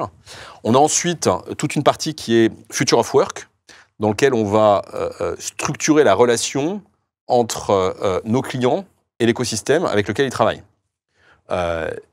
Exemple, dans le monde de demain, en tout cas, c'est ce qu'on nous pense, les entreprises, en fait, seront de plus en plus des organisations qui vont avoir une raison d'être, une mission, et qui vont agréger des compétences diverses pour leurs projets. Et la compétence, aujourd'hui, dans le monde actuel, c'était 100% de salariés. Dans le monde aujourd'hui et de celui de demain, ça sera des salariés, des freelances, ça sera des bureaux d'études, ça sera des boîtes de conseil, ça sera des organisations, etc. Et toute cette espèce d'écosystème sera agrégée, et il faudra bien apprendre à les faire travailler tous ensemble, et c'est ce qu'on fait avec nos clients. Voilà, donc ça, c'est toute la chaîne de valeur qu'on couvre, donc elle est beaucoup plus large que l'informatique uniquement, qui est une des parties. Et j'ai perdu pourquoi je voulais te dire ça, parce que la question que tu m'as posée, c'était... J'étais pris dans ce que tu évoquais, c'était par rapport... La scalabilité. Eh bien, écoute, tu vois, je l'ai perdu, désolé. Oui, la scalabilité au niveau international. International. Croissance organique, croissance externe. Exactement. Et donc, merci. Et en fait, on est une entreprise qui est relativement peu connue, et notamment parce qu'on est une entreprise de croissance organique. En fait, on n'est pas un build-up. Sur les 11 500 personnes que compose Mantoux aujourd'hui, il y en a 350 qui nous ont rejoints en croissance externe. C'est tout. Ah ouais. Et dans ces 350, il y en a 122 qui sont arrivés en juillet, 50 en avril, et 50 en avril de l'année dernière. Donc c'est quelque chose de très récent. Très récent. Non, on est une entreprise de croissance organique. C'est très particulier comme modèle. Mais c'est encore plus bluffant, la croissance que vous avez eue dans cette industrie, uniquement en organique dans ce cas. Oui, effectivement. On est aujourd'hui très probablement le premier groupe mondial indépendant de conseil dans le monde, c'est sûr, et en croissance organique sans hésiter. Ouais. Assez dingue. Il y a... Du coup, l'élément marketing, comment? Du coup, vous avez eu cette croissance organique par rapport à d'autres. Qu'est-ce qui a fait à part la base internationale que vous avez évoquée, bien sûr, ouais. c'est pas suffisant. Non, c'est pas suffisant. D'accord. Non, je te C'est ça confirme. qui m'intéresse depuis tout à l'heure. C'est pour ça que je voulais revenir en 2007. Ah non, je te confirme, c'est pas suffisant. J'aurais bien voulu comprendre l'évolution en 2007 quand vous lancez. Vous répondez à un besoin d'un client. Ouais, bien sûr. Donc ce besoin, en fait, c'est un besoin de transformation. Mmh. Donc là, vous appliquez des outils. Donc là, je vois bien, vous faites la mission. Donc, vous commencez par le marketing et vous faites toute la transformation jusqu'au même au management, à former les équipes derrière, j'imagine, et les Ouais. leaders. Donc là, il y a un besoin, vous répondez à ce besoin. Vous êtes en 2007. À partir de là, la croissance, comment vous trouvez des nouveaux clients? C'est du bouche à oreille? Non, surtout pas. Qu'est-ce qui s'est passé? C'est pas du bouche à oreille. Voilà, c'est ça. Pas du bouche à oreille. Donc comment? C'est un des vrais sujets, c'est que dans beaucoup d'industries, les gens, encore une fois, oublient que pour qu'une entreprise elle grandisse, il faut qu'elle ait des clients, il faut mettre le client au centre de son organisation, et donc il faut s'occuper des clients. Et il faut aller les chercher, les clients. Ok. Le bouche à oreille, le réseau, c'est un tout petit problème. Hein. C'est que c'est pas scalable. Hein. On peut pas scaler un réseau. Ça marche pas. Alors, comment vous avez fait pour trouver vos nouveaux clients? Vous êtes en 2007, vous avez votre premier client, il y a le deuxième client, il y a le troisième client. Comment vous faites? Exactement de la même façon que tu le fais dans n'importe quel métier, c'est que tu vas adresser tes clients et tu vas aller les voir et attendre, au lieu d'attendre qu'ils viennent chez toi.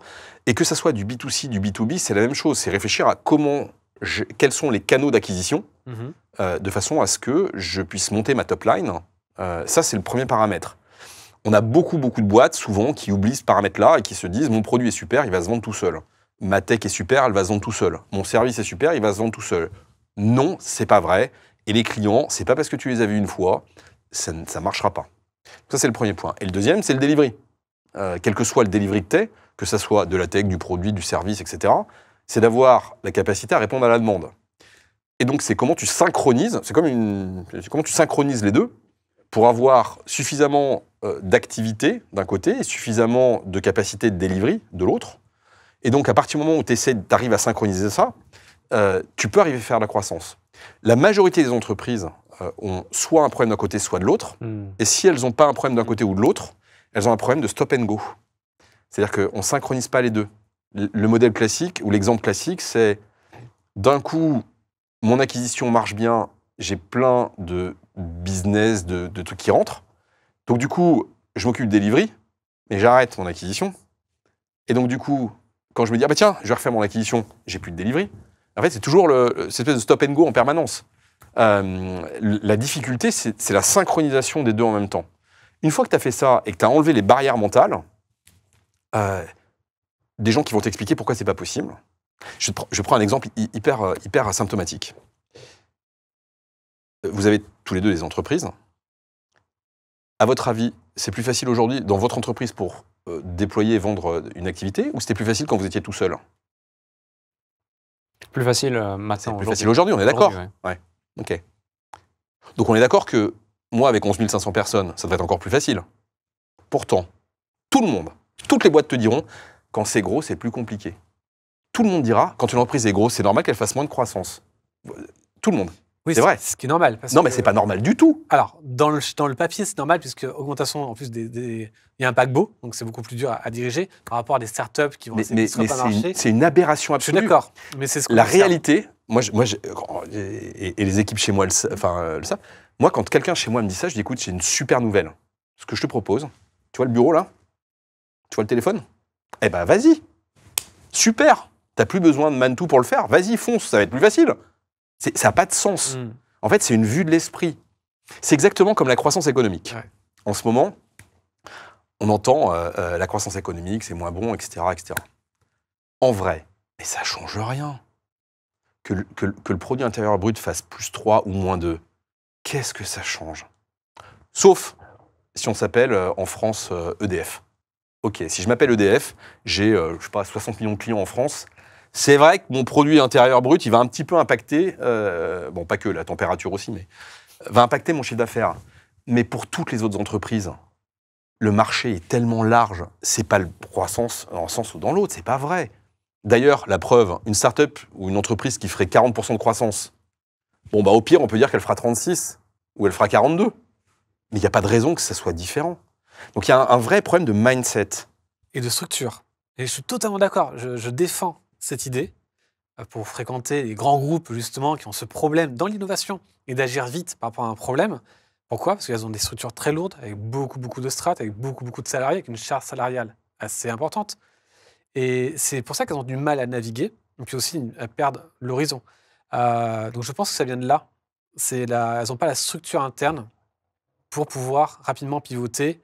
Alors je le sais parce que j'ai disrupt un marché de la fenêtre où j'ai attaqué, on m'a dit que c'est impossible d'attaquer un marché ultra concurrentiel. Et en moins de 14 mois, j'étais dans les 3 premiers, ce qui est impossible. Et les gros m'ont convoqué. Ils ont essayé de comprendre pourquoi, en fait. Comment vous avez fait ça? Et à la fin du rendez-vous, ils ont dit, en fait, vous êtes un sorte de jetboard, enfin un sorte de jet ski trop rapide. Nous, on est dans la capacité. Je donne un exemple. Bon, c'est un peu abusé, mais ils investissent dans une agence digitale, donc dans tout leur marketing. 6 mois de travail pour nous concurrencer. Du bon travail. Le site sort, leur marketing sort tout nouveau. Et franchement, ils ont fait du super boulot. À 20h, je me connecte sur leur site web, je regarde toutes les pubs et tout, je prends toutes les notes. À 3h du matin, j'avais fait toutes les modifications sur ma propre stratégie. Et j'avais copié tout ce qu'ils étaient bons. Ils avaient mis un truc super intéressant, ils avaient mis, moi je disais, une garantie d'assurance, enfin supplémentaire. Et eux, ils ont marqué extension de garantie. Le mot extension de garantie, gratuite. Le mot extension était pas mal. Pof, je l'ai biqué. Ils ont pété un câble. Pourquoi? Parce que j'étais agile. Je peux agir très rapidement. Eux, malgré que la tête soit au courant, et c'est des boîtes qui font des millions dans le domaine, incapables de bouger. Et c'est pas que parce que j'ai travaillé pour des groupes de prêt-à-porter qui n'arrivent pas, ils le voient le problème, mais ils n'arrivent pas à changer. On aurait dit toutes les boîtes prêt-à-porter qui font faillite des années 90, elles n'y arrivent pas. Et j'ai analysé leur structure interne, j'ai été dedans. Et je me dis, quasiment impossible. Enfin, à mon niveau, attention, je serais incapable de les changer. Vous, probablement. Mais moi, non. Mais parce qu'ils ont des salariés, ils ont toute une structure, et de changer à l'intérieur, c'est quasiment impossible. Et ce problème-là, il est international. C'est pour ça que souvent, quand quelqu'un reprend une boîte, il fait quoi? Il tape sur les salaires, sur les salariés, pour restructurer. Et donc, c'est pour ça que vous avez développé une agilité. C'est hors norme, ce que vous faites. Ce que vous avez fait, ce que vous créez aujourd'hui, c'est hors norme. Hors norme. On n'a pas ça, même chez les concurrents dans le conseil, on n'a pas. On ne l'observe pas. Sauf si vous me donnez un concurrent à vous qui fait pareil, mais je ne connais pas. Donc, quand même, vous avez développé quelque chose de très particulier, une culture d'entreprise pour avoir créé tout ça et une structure agile et fluide pour pouvoir répondre au marché. Oui, je te dirais quand même que, tu vois, par exemple, ce qui à la fin fait la différence, c'est d'avoir des gens qui vont se poser la question de comment on fait, plutôt que d'expliquer pourquoi c'est pas possible. Et c'est pour ça qu'on a une culture, on a recruté des gens qui sont jeunes. Je te prends plusieurs exemples. Au Vietnam, on a aujourd'hui, je crois, 400 ou 500 personnes. La jeune femme qui dirige ça, Hang, elle doit avoir... Elle est à la trentaine, je pense. Peut-être 32, entre 28 et 32. Elle a démarré chez nous en sortant d'école. Et aujourd'hui, je te dis peut-être, je sais pas, entre 300 et 500 personnes au Vietnam. On est un gros acteur au Vietnam. On aide des clients à développer en local et en offshore des projets, des activités. En Turquie, j'ai une jeune femme, Hande, qui doit diriger 300 personnes, qui doit avoir je sais pas, peut-être 34, entre 30 et 35. En fait, ils ne se posent pas la question de savoir si 60% de croissance par an, c'est normal. Ils le font. Et ils le font. Voilà. Et ça, je crois que c'est vraiment cet ADN, sortir des référentiels. Si j'avais demandé au Vietnam, en Turquie, en Chine, si j'avais demandé à des gens, on m'aurait expliqué pourquoi c'était pas possible, pourquoi ça prendrait du temps, pourquoi... Voilà. Et on l'a fait avec des gens qui connaissaient à peine le marché, qui ne connaissaient pas, etc. Fondamentalement, il est là le sujet. Il est comment tu enlèves les barrières intellectuelles. Voilà. On en a plein comme ça dans tous les pays. Et ça, je crois que c'est un des vrais sujets, un des vrais ADN, c'est comment on met une culture où on va se poser la question de comment on fait. Parce que en vrai, quand tu réfléchis bien, faire 30% de croissance par an ou 40% par an, en vrai, c'est pas énorme. Si tu le réfléchis à l'échelle de chaque individu. C'est-à-dire que si je le réfléchis à l'échelle du groupe aujourd'hui, je me dis, effectivement, 30% de croissance organique, c'est 300 millions de CA. Ça fait beaucoup quand même, en plus, ça fait beaucoup. Si tu le mets à l'échelle de chaque individu, c'est pas grand-chose. Parce que si demain tu gères 10 clients, tu en auras 14. C'est pas délirant sur une année, non? Tu vois? Et donc, en fait, quand tu remets tout à l'échelle de chaque individu, ça devient hyper facile. Le problème qu'on a souvent, et dans les grands groupes, c'est vrai, c'est qu'en fait, on raisonne sur l'agrégat global. Et là, ça fait peur. 300 millions, ça fait beaucoup. Mais si tu le redescends individuellement, granulairement, franchement, pas compliqué, quoi. Voilà. Et donc, c'est aussi cette capacité à redescendre sur du granulaire qui te permet d'avoir des ambitions bien supérieures. Parce que tu dis, ouais, ça va, 60% de croissance, c'est quand même pas... On peut le faire, quoi. Ouais. Et justement, on parle de croissance, on parle de pourcentage de croissance. Tu parlais tout à l'heure du fait d'être data-driven, très data-driven. Quels sont les KPI indispensables à identifier, à suivre et à chercher à améliorer pour piloter une croissance aussi rapide, que ce soit au niveau granulaire tel que tu l'as évoqué et au niveau global? Après, ça dépend des métiers. Ça dépend de chacun des métiers de tes auditeurs. Bon, il y en a un qui est quand même à peu près constant, c'est ton cash. Ça semble assez évident, mais connaître son cash, c'est quand même le bas à bas. Après, ça dépendra de chaque... En fait, ça dépend des contextes, des moments, des organisations et de ta roadmap à toi. Parce que le sujet est là, c'est comment t'adaptes. Si par exemple, tu as décrété que l'AI était le point important dans ta boîte, ben, le KPI que tu vas avoir, c'est combien de personnes se connectent tous les jours à ma plateforme privée d'AI. Combien de chatbots ont été créés par les équipes. Combien de requêtes ont été faites, avec quel moteur. Combien de use cases on a. Combien de temps est gagné par semaine, par personne avec les AI. Combien de formations on a fait. Enfin, tu vois, tu vas adapter tes KPI en fonction de ton sujet. Je parle de l'AI parce que sur lui, tu comprends que chez nous, il était important, et il est toujours. Voilà. Si demain, ta target, c'est, j'en sais rien, toi, par exemple, pour ton podcast, j'imagine que ça sera le nombre d'écoutes que tu as eu, le nombre de plateformes sur lesquelles tu es distribué, et la croissance de ton nombre de followers sur LinkedIn, Insta, TikTok et Snap. Voilà. Chacun va adapter en fonction de son business. Vous utilisez une méthodologie type les OKR ou autre? On a soit OKR, soit un truc qui ressemble. C'est la même logique. Après, quelle que soit en fait, c'est la même philosophie finalement. C'est j'ai un objectif et comment je le décline en quelque chose de mesurable derrière. Ouais, c'est d'autant plus important lorsqu'il y a cette organisation granulaire que tu as évoquée, où effectivement faire de la croissance, par exemple, uniquement en Turquie, au Vietnam et dans tous les 60 pays ou plus dans lesquels vous êtes, ce sera beaucoup plus simple de le faire que de le faire au niveau du groupe. Ah oui, ça ne fonctionne pas. Ouais, on est d'accord. Non, mais moi, je crois pas à la stratégie visionnaire construite par le haut. Mais j'y crois pas. Je me souviens, en anecdote, quand j'ai fait mon école d'ingénieur, c'était de 91 à 96, et donc j'ai eu la chance de voir Internet arriver. 91, il y avait, c'était les premiers mails, c'était les premiers gophers, mosaïques, enfin c'est vraiment le début d'Internet, quoi. Moi qui suis un dinosaure, donc je sors de l'école après, donc 96, 97, 97 comme on dirait en Suisse, je fais mon MBA. Pendant mon MBA, je travaille sur un projet qui était l'équivalent d'Expedia ou Splendia, qu'on a arrêté parce qu'Internet était trop lent quand même. Hein. Les gens ont oublié, Google c'est 98, hein, enfin 98 pardon. C'est 98 Google. Et donc, on voit l'émergence d'Internet, et tu te rends compte quand même que ça va être assez impactant, et pour autant, c'est pas pour autant qu'on l'a vu après. C'est aussi pour ça que sur les AI, et j'ai complètement changé de sujet, mais c'est pas grave, sur les AI aujourd'hui, je me rends compte, et je pousse nos équipes, et je pousse ça, c'est transformant à un point dont on se rend pas compte. J'ai vu Internet arriver. J'étais ingénieur en informatique, je me suis pas rendu compte, j'ai vu que ça allait changer nos vies, je me suis pas rendu compte à quel point ça allait révolutionner nos vies. Ça a mis 20 ans, 25 ans, un peu moins même, mais c'est le cas.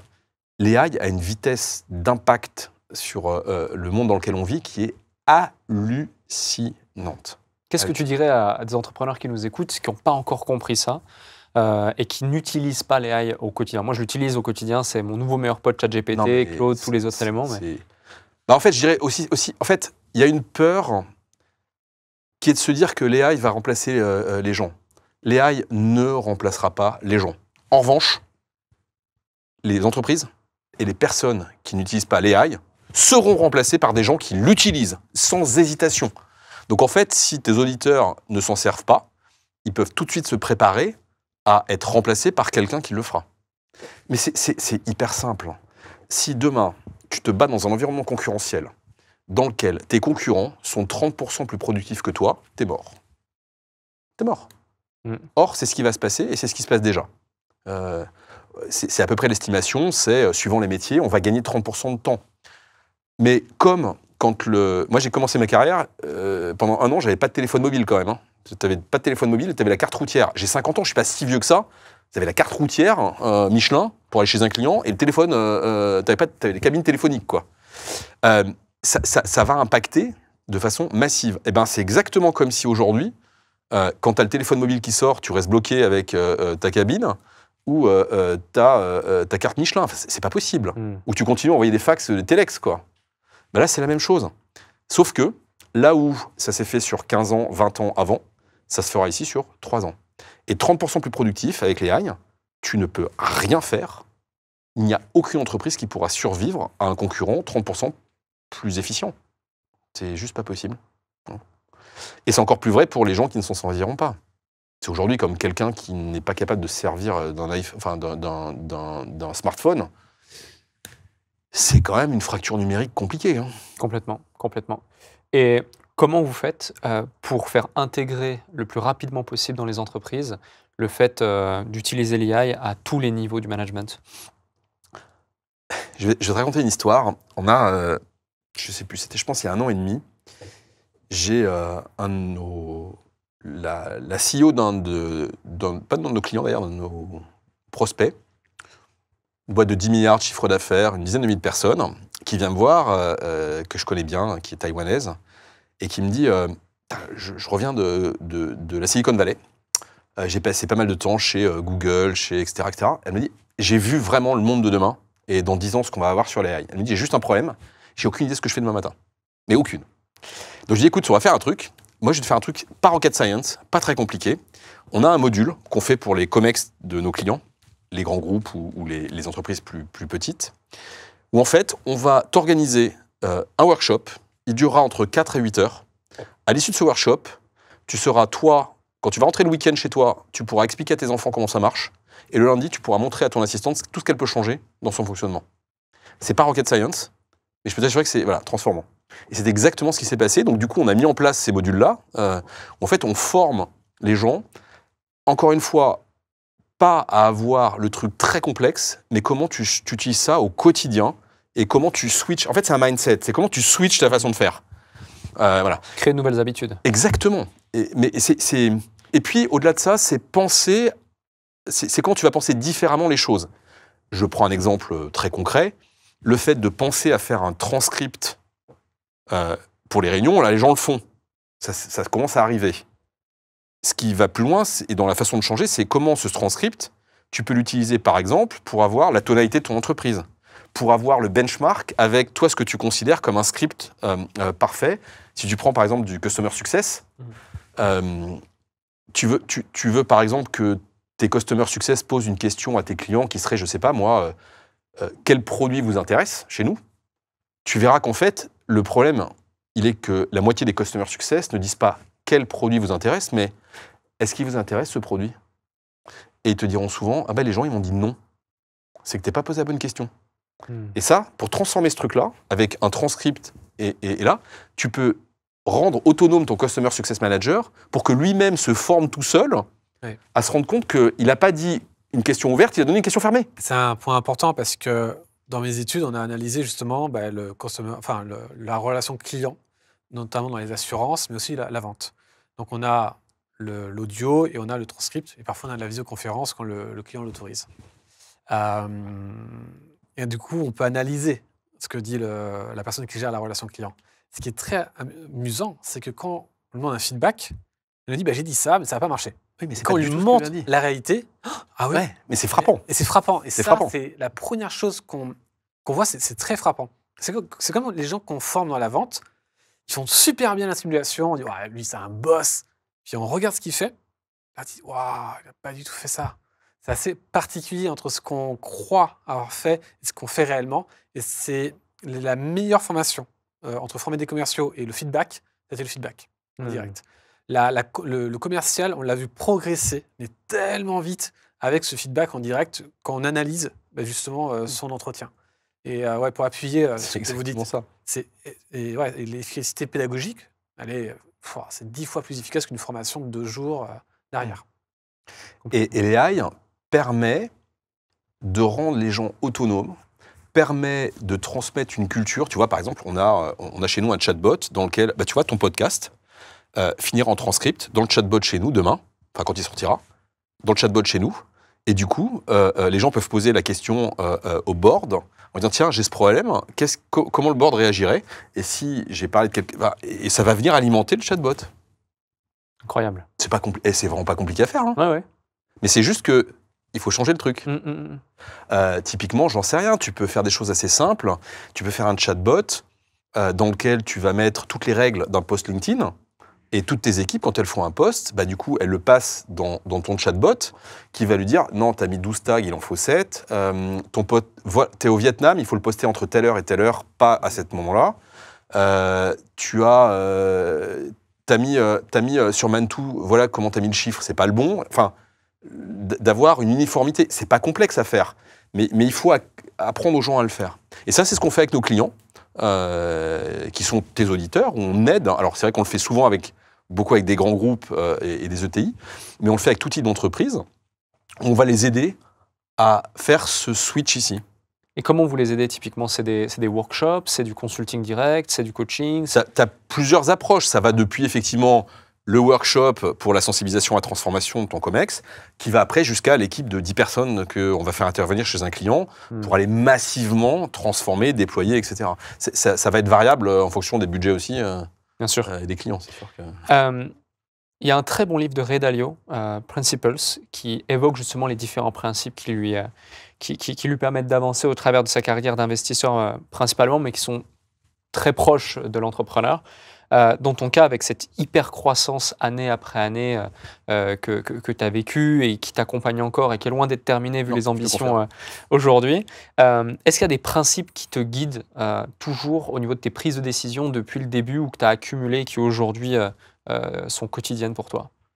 Ray Dalio, si je ne me trompe pas, c'est lui qui disait, je dis peut-être une bêtise, mais je crois que c'est lui qui disait l'entrepreneur, en fait, c'est celui qui saute d'une falaise et qui construit l'avion pendant la chute, non? C'est ça. Je crois, hein, ouais. Que j'aime beaucoup par ailleurs. Est-ce qu'il y a des guiding principles? Ouais, les talents, forcément, c'est toujours ça. Work hard, play hard, win hard. Quelque part, il faut prendre du plaisir dans ce qu'on fait. Il faut avoir du fun, quoi. La curiosité, on en parlait tout à l'heure avant. Je trouve que c'est une qualité vraiment fondamentale. En fait, s'intéresser aux choses, quelles qu'elles soient, c'est ce qui permet d'alimenter son cerveau, son intuition et donc la capacité créatrice que l'on a, je pense. Après, t'as évidemment la confiance a priori. Chez nous, c'est extrêmement important. C'est complexe, mais on fait vraiment confiance aux gens, très, très, très rapidement. Et je préfère me dire qu'on s'est trompé une fois sur 100, et des fois, ça se finit pas très bien, on a eu des mauvaises expériences. Mais 99 fois sur 100, la confiance a priori aura aidé les gens à déployer des à faire des choses incroyables. Donc ça, c'est Ça paraît anodin, mais c'est un vrai sujet là que tu évoques. La confiance, et qui plus est rapide. Donc, déjà, il y a beaucoup de gens qui n'osent pas accorder leur confiance, à tort ou à raison, mais surtout, je pense que ça n'aurait pas été possible une croissance aussi rapide s'il n'y avait pas eu cette confiance. Ouais, ça, c'est sûr. Ça, après, je dirais, je sais pas, break the rules, qui est de réinventer les choses. Qu'est-ce qu'on peut avoir encore comme principe? Je réfléchis. L'exigence, l'excellence, la performance. Mine de rien, en fait, avoir du care dans l'entreprise, c'est bien, mais il ne faut quand même pas oublier qu'à la fin, en fait, ce qui est compliqué, ce qu'on retrouve de temps en temps, à un moment, en fait, les gens dans une entreprise ne se rendent plus compte que l'argent de l'entreprise, c'est pas l'argent de l'actionnaire, c'est pas l'argent du dirigeant, c'est l'argent de l'entreprise, donc c'est le bien commun, et que le paradoxe de l'histoire, c'est pour ceux qui gagnent le moins que c'est le plus important de faire attention à l'argent de l'entreprise. Parce qu'en vrai, l'argent que l'entreprise dégage à la fin, il aura plus d'impact dans le changement d'une vie de quelqu'un qui va avoir 3% d'augmentation au lieu de 0 que pour en fait un dirigeant ou un actionnaire en fait en vrai, pour lequel ça changera plus grand-chose à un moment. Si les gens imaginent que la croissance de LVMH va changer la vie de Bernard Arnault, non, ça ne changera rien. Par contre, si l'entreprise est plus rentable, c'est ce qui fait qu'il y a des gens qui seront à la fin mieux payés. Et du coup, ça c'est un point important, c'est comment tu arrives à faire en sorte que tout le monde continue dans l'entreprise à considérer les dépenses de l'entreprise comme étant aussi tes dépenses à toi, parce qu'en vrai, c'est un petit bout de ce qui t'appartient. Et d'éviter la gabegie qu'on retrouve malheureusement souvent, on ne peut rien y faire. S'il y a un truc que tu as mis en place pour éveiller les consciences des collaborateurs chez vous directement à ce propos, ce serait quoi? Parce que là, comme ça, tu l'évoques, et c'est vrai que ça fait extrêmement de sens, c'est extrêmement important, et c'est pourtant trop peu pris au sérieux. C'est difficile, difficile de te répondre parce que malheureusement, on n'est pas encore des très très bons élèves sur le sujet. C'est un sujet qui chez nous est prégnant, on va dire. Donc je suis pas... Ça m'intéresse si quelqu'un sait le faire mieux que moi. En tout cas, on essaie de se battre pour faire en sorte que les gens l'intègrent. Déjà, la première chose, c'est de l'expliquer. Comme toujours, hein. Déjà, la première chose, c'est d'expliquer. Je rebondis sur un point et après, j'ai encore 2-3 autres sujets à évoquer. C'est, on a beaucoup parlé de croissance, d'hypercroissance, du fait que votre croissance dans l'industrie, elle est énorme, etc. Mais tu l'évoques aussi, toi, tu vises déjà x10. Je pense que tu as encore plus, ok, encore plus. Tu as déjà la visibilité de comment tu vas y arriver.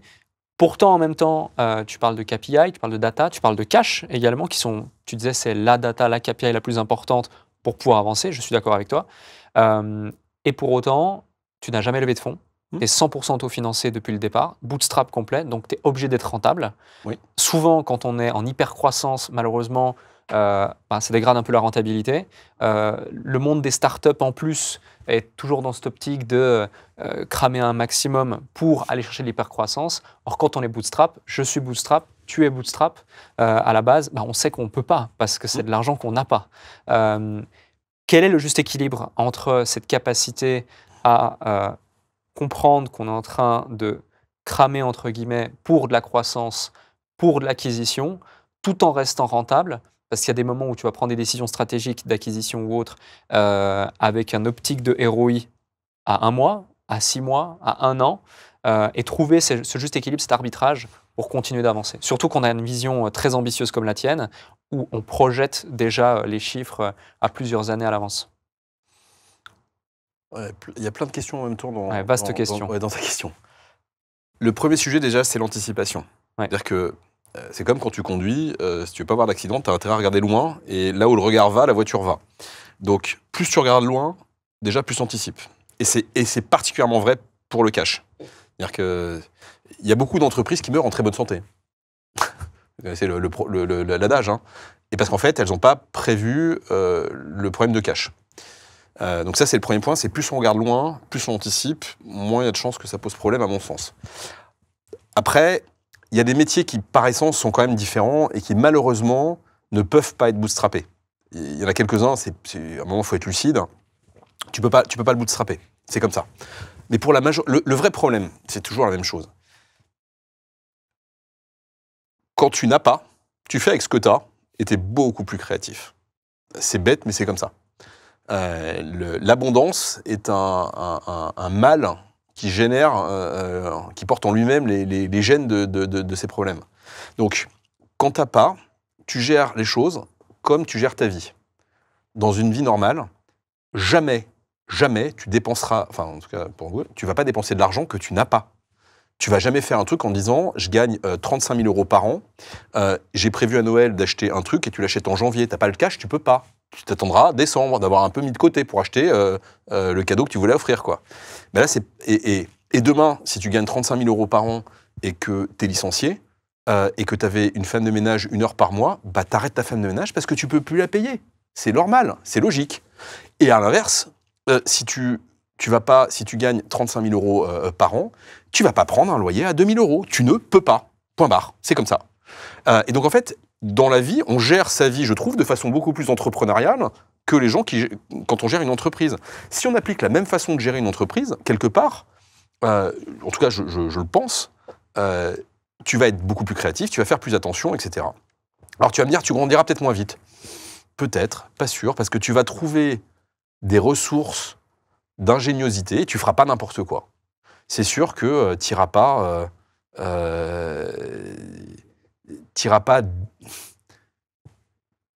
pendant la bulle, là, on avait des concurrents, des confrères ou des startups qui dépensaient mais des centaines de milliers d'euros pour refaire des jolis bureaux. En vrai, nos équipes, à l'époque, nous disaient « Franchement, nous, les bureaux, on pourrait refaire mieux parce que les autres, ils ont ça, ça, ça. » Et nous, on disait « Nous, on est là pour durer. On est une entreprise qui est sustainable, on est là pour durer, on sera là longtemps. Et oui, on fera que au rythme de ce qu'on peut faire. » Et pendant, il y a eu 1 an et demi où c'était dur, quoi. Où les gens disaient « Ouais, mais quand même, tu comprends à côté. » 1 an plus tard ou 2 ans plus tard, les petits copains étaient tous licenciés. Et nous, on dit « Bah non, on continue. Hein, et cette année, on fait de la croissance et tu seras augmenté. » Enfin, voilà. Mais ça, tu peux le voir que sur la lecture du long terme. Ouais. De même que tous les gens qui ont eu des BSPCE se sont rendus compte que c'était une grosse arnaque pour la majorité d'entre eux. C'est pas vrai pour tout le monde, mais pour une majorité d'entre eux, il y a des boîtes qui ont abusé et raconté des histoires complètement fallacieuses en packageant quelque chose qui n'existe pas, qui jamais n'arrivera. C'est le même sujet. Si tu fais attention à tes ressources, tu les répartis de façon plus intelligente. Donc, je crois que, pour revenir à ta question, le point, il est, chez nous, on essaye d'avoir une croissance qui soit toujours suffisamment rentable que pour soutenir la croissance que l'on a. C'est notre driver. Donc on pilote de façon à être suffisamment rentable que pour toujours se permettre de faire la croissance qu'on veut faire. Et que le cash ne soit pas le facteur limitant. Et donc pour ça, on gère la boîte le mieux possible. Et oui, ça veut dire faire des choix, bah oui, forcément. Donc ça veut dire que votre KPI de rentabilité, elle est directement corrélée à la projection de la croissance que vous voulez chercher dans les années suivantes. Oui, bien sûr. On pilote ce qu'on appelle le taux de croissance soutenable. Hein. On pilote et on drive la rentabilité, non pas pour servir le désir des actionnaires, mais pour servir le purpose de l'entreprise. Et donc, on connaît la croissance qu'on arrive à encaisser ou à gérer, maximum. Donc, on sait combien on doit avoir de rentabilité et de cash. Donc, vous êtes vraiment dans une culture de la performance, dans la culture de la croissance, qui est incarnée même par les KPI que vous allez... Alors, le paradoxe de l'histoire, oui et non. En fait, être bootstrappé, ça a quand même des inconvénients, et être indépendant, ça a des inconvénients. Ouais. Pour le coup, on a des phases. C'est-à-dire que même si tu as une culture de l'excellence et de la performance, il nous manque quelque chose. On n'a pas l'échéance du quarter en bourse. On n'a pas l'échéance du fonds d'invest qui te met une espèce de pression. Et du coup, régulièrement, on se laisse un peu aller. Voilà. Et donc, régulièrement, on est obligé de se dire, bon là, on a mangé un peu de raclette cet hiver-là, à peut-être faire un peu attention là, en avril pour avoir le summer body, quoi. Et voilà, tous les 3, 4, 5 ans, on a un cycle comme ça, où petit à petit, tu as toujours des petites dérives, et de temps en temps, il faut dire, attendez là, revenons un peu au basique. Voilà. C'est amusant. Si on était coté, on n'aurait pas ce problème-là. On aurait plein d'autres problèmes, mais on n'aurait pas celui-là. Donc c'est amusant de voir que... De rester... Oui, complètement, oui. Oui, parce qu'en fait, on est maître de notre destin. Ouais. On fait ce qu'il faut pour l'entreprise pour qu'elle se développe, durable,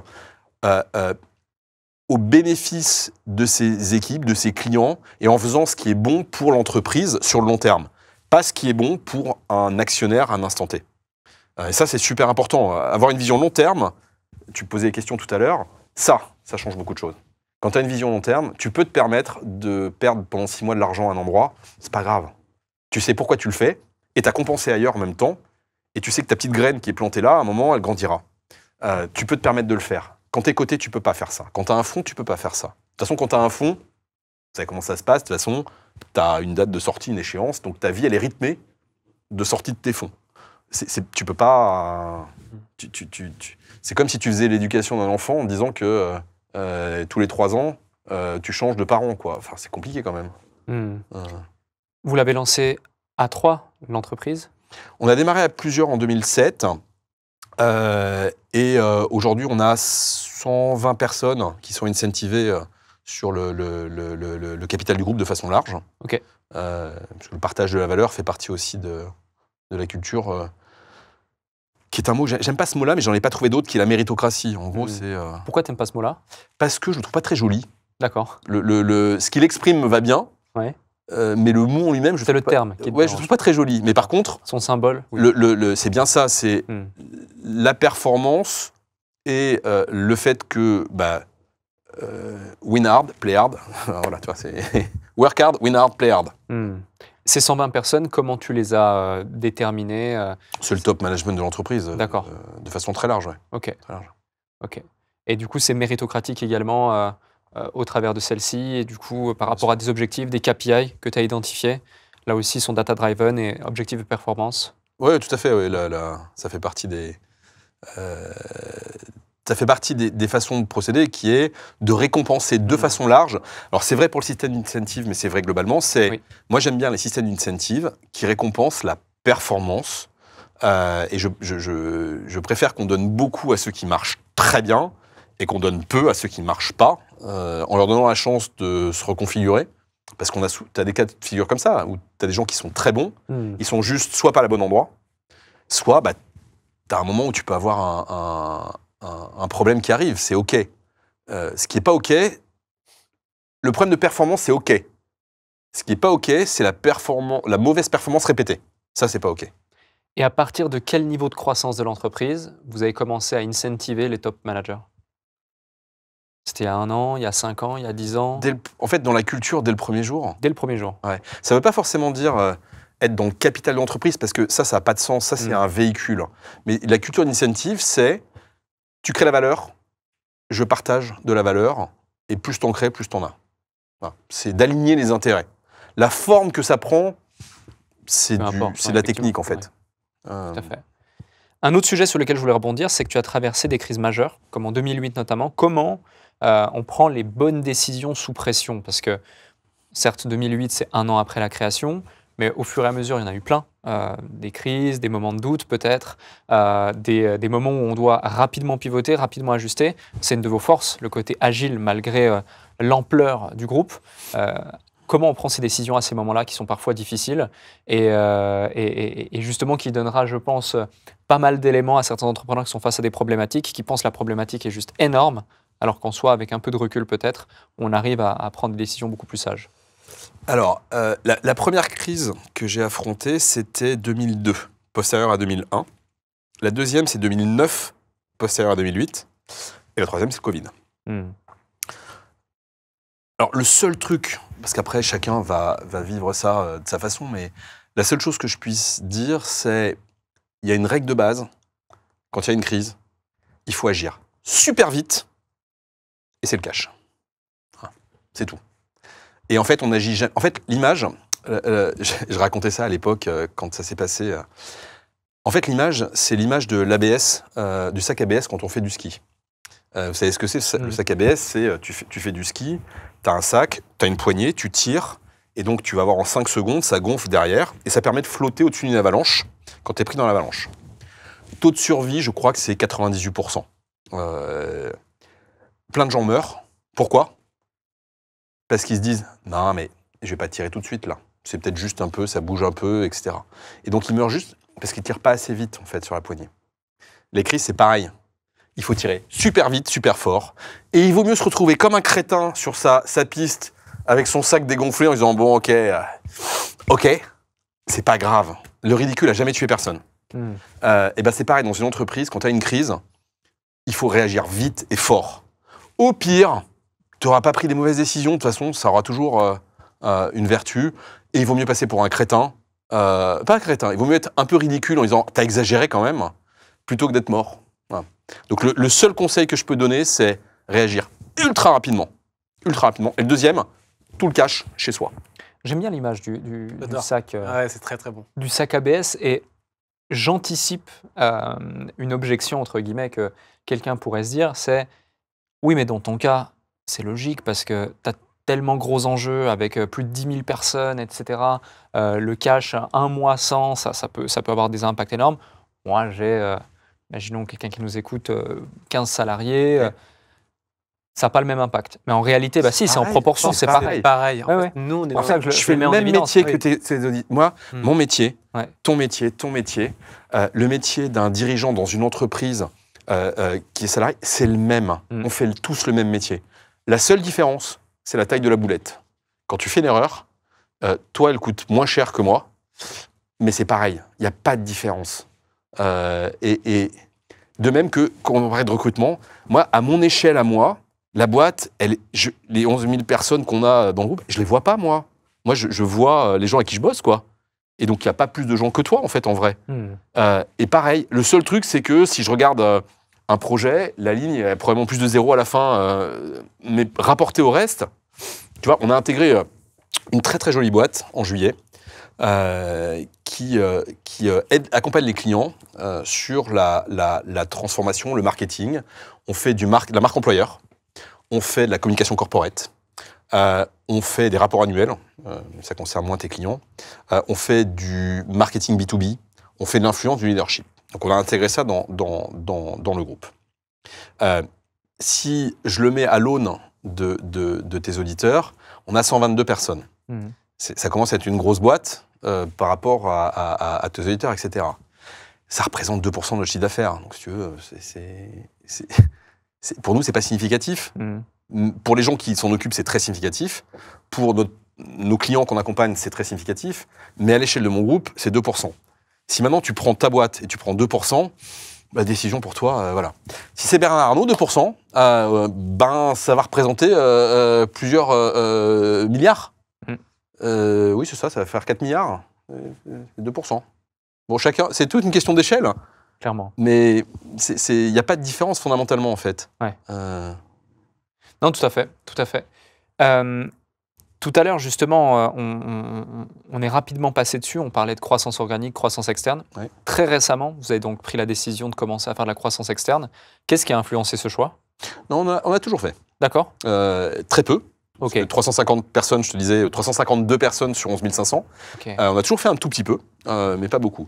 Ce qui drive toujours, c'est la même chose. C'est que là, en fait, cette boîte qu'on a intégrée, on a intégré les talents. Voilà. Une boîte qui s'appelle Epoca. Et on a intégré les talents, des gens qui sont très bons, qui sont reconnus, qui ont une compétence métier. Et c'est ça, en fait, c'est toujours la même chose. On a intégré ça parce qu'on y a vu des talents qui viennent s'ajouter au pool et à l'ensemble de talents qu'on a au sein du groupe. D'accord. C'est toujours ce qui nous a drivé. J'aimerais revenir sur une question tout à l'heure.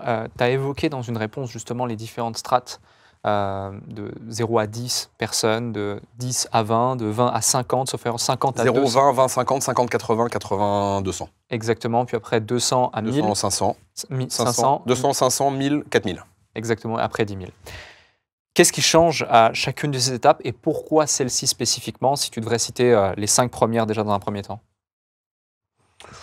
Alors, 0 à 20, ce qui va changer, c'est que tu peux monter une boîte à 20. Alors, 20 personnes, c'est toujours l'équivalent après chiffre d'affaires, activité, ça revient au même. En général, c'est le fondateur qui fait la différence. C'est lui qui va convaincre les clients, qui va convaincre les investisseurs, qui va convaincre ses équipes. C'est le fondateur qui fait la différence. Pour passer de 20 à 50, il faut être capable de déléguer. Donc, il faut être capable de recruter des gens qui sont meilleurs, qui commencent à être meilleurs que soi. Enfin, non, pardon. Il faut être capable de recruter des gens et de leur déléguer des choses. Pour passer de 50 à 80 et 80 à 200, il faut avoir recruté des gens qui sont meilleurs que soi. Pas juste des gens à qui tu délègues, mais des gens qui sont meilleurs que toi et qui vont être capables, du coup, de grandir et de faire mieux que toi ce que tu faisais. Et donc, du coup, de pouvoir gérer les équipes et que tu vas pouvoir commencer à scaler. Après, tu as typiquement, pour passer à 200 personnes, si tu n'as pas commencé à mettre une compte analytique, ça commence à être compliqué. Tu peux jusqu'à 20 personnes, 50, ça marche, quoi. Des outils, de la tech. Tu peux monter une boîte à 50 personnes sans rien, ça marche. Pour la scaler, après, ça devient plus compliqué. Voilà, donc, voilà, le recrutement, par exemple, bon exemple. Le modèle classique, systématique, c'est de 0 à 20, tu recrutes les gens que tu connais, c'est du réseau. C'est du carnet d'adresse. Ce qui est tout sauf durable. Marche pas. Si tu veux continuer à scaler après, une fois que tu as épuisé ton réseau, c'est bien mignon, mais il va bien falloir avoir industrialisé ton process de recrutement. C'est pareil pour le process d'acquisition client. tu peux monter entre 20 et 50 personnes avec un process d'acquisition client que tu n'auras pas besoin d'industrialiser.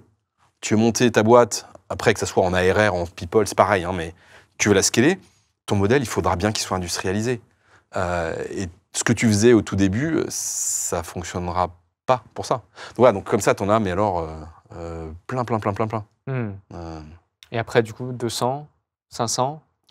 Après, à chaque étape, tu vas avoir des choses. Comment tu les as vécues, ces étapes ? C'était quelque chose de fluide, de naturel ? Il n'y a pas eu de douleur et ça s'est fait de manière naturelle et normale en recrutant les talents ou pas du Si tout ? tu me trouves un entrepreneur qui m'explique que sa vie était un long fleuve tranquille, ça m'intéresse. Hein. Justement, pas une seconde. c'est pour ça que je te pose la question. Non, mais c'est jamais un long fleuve tranquille. Sinon, c'est pas drôle.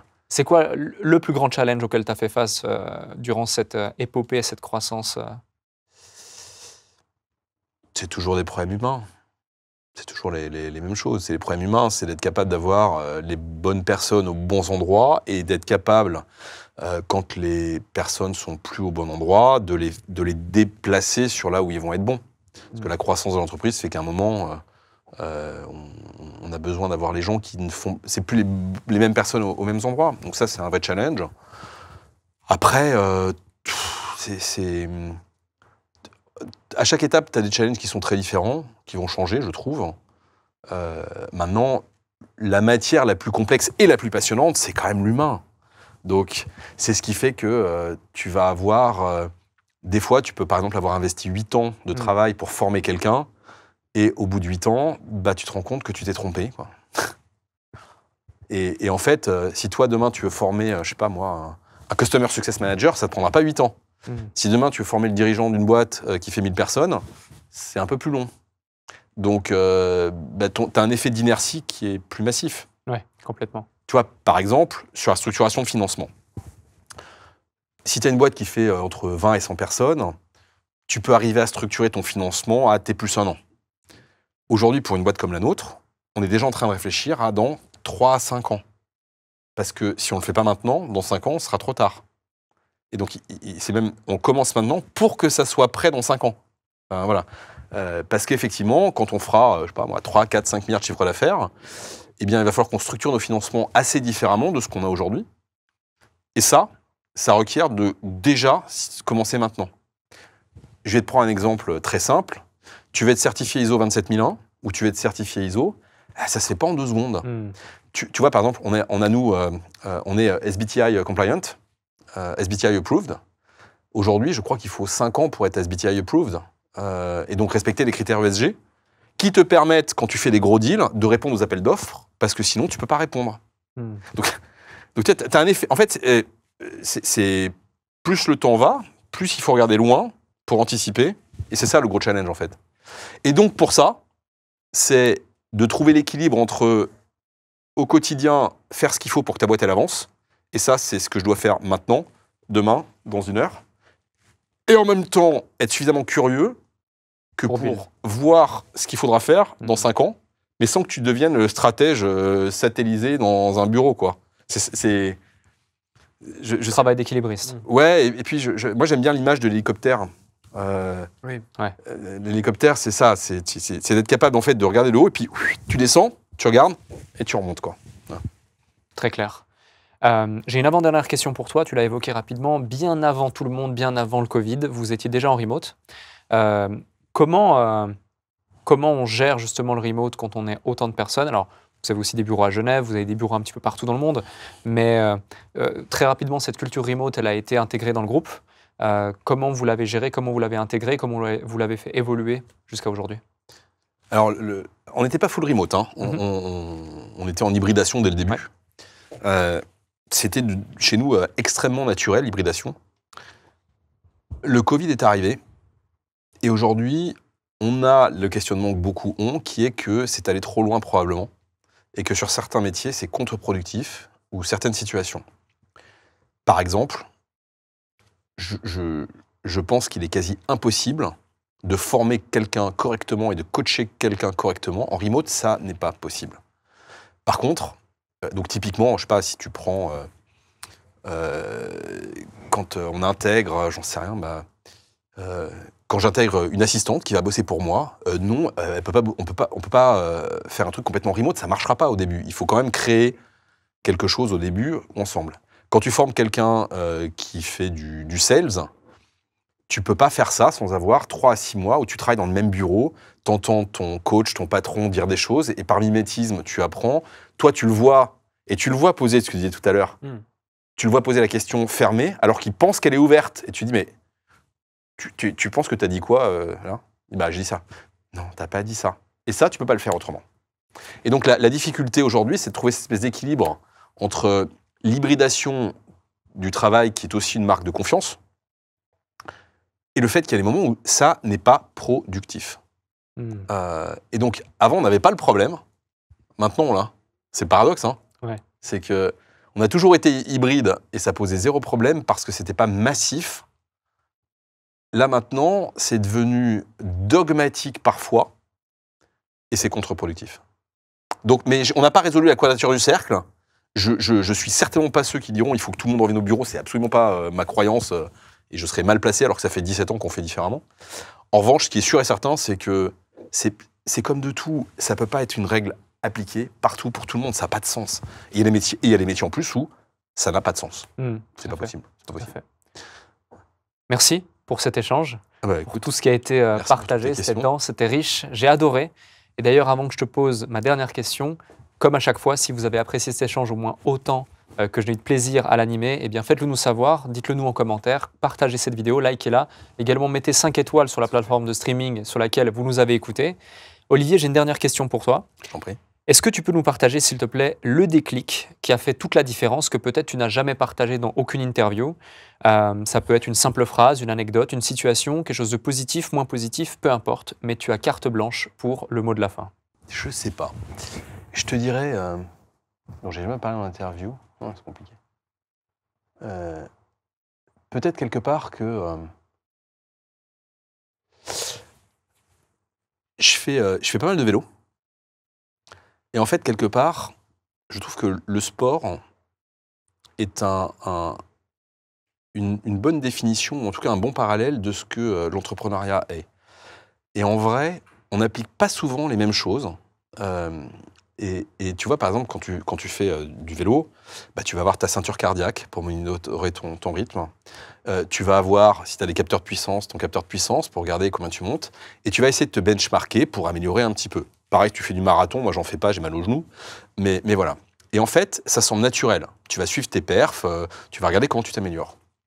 Et pourtant, en entreprise, que tu sois entrepreneur ou que tu sois salarié, dès qu'on parle de KPI, les gens ont l'impression qu'on les flique. C'est quand même dingue. Et donc, c'est comment... en fait, c'est comment finalement tu mets des KPI dans une boîte. Et donc, quand tu les mets dès le début, tu n'as jamais le problème.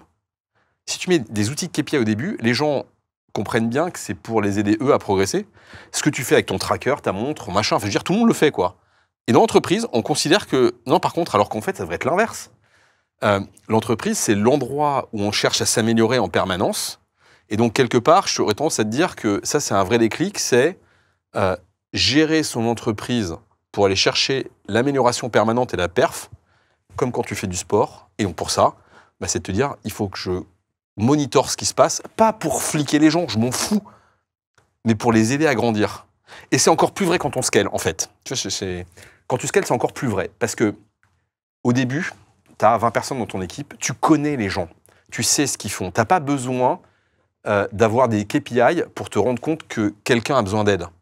Quand tu scales, si tu veux pouvoir aider quelqu'un dans un département, il faut que tu puisses avoir une photo de l'extérieur et dire « Mais t'as vu ton rythme cardiaque? Dis donc, t'es sûr que t'as pas un souffle au cœur? Parce que c'est quand même bizarre, quoi. » Ou à l'inverse, regarde, t'as vu là, cette semaine, ton rythme cardiaque est tombé de 10 pulsations. T'as dû faire quelque chose qui fait que t'es tombé? Ah bah ouais, c'est vrai que ce matin, tous les matins, j'ai fait 30 minutes de sport. Ah bah voilà. Et puis j'ai arrêté de boire cette semaine-là.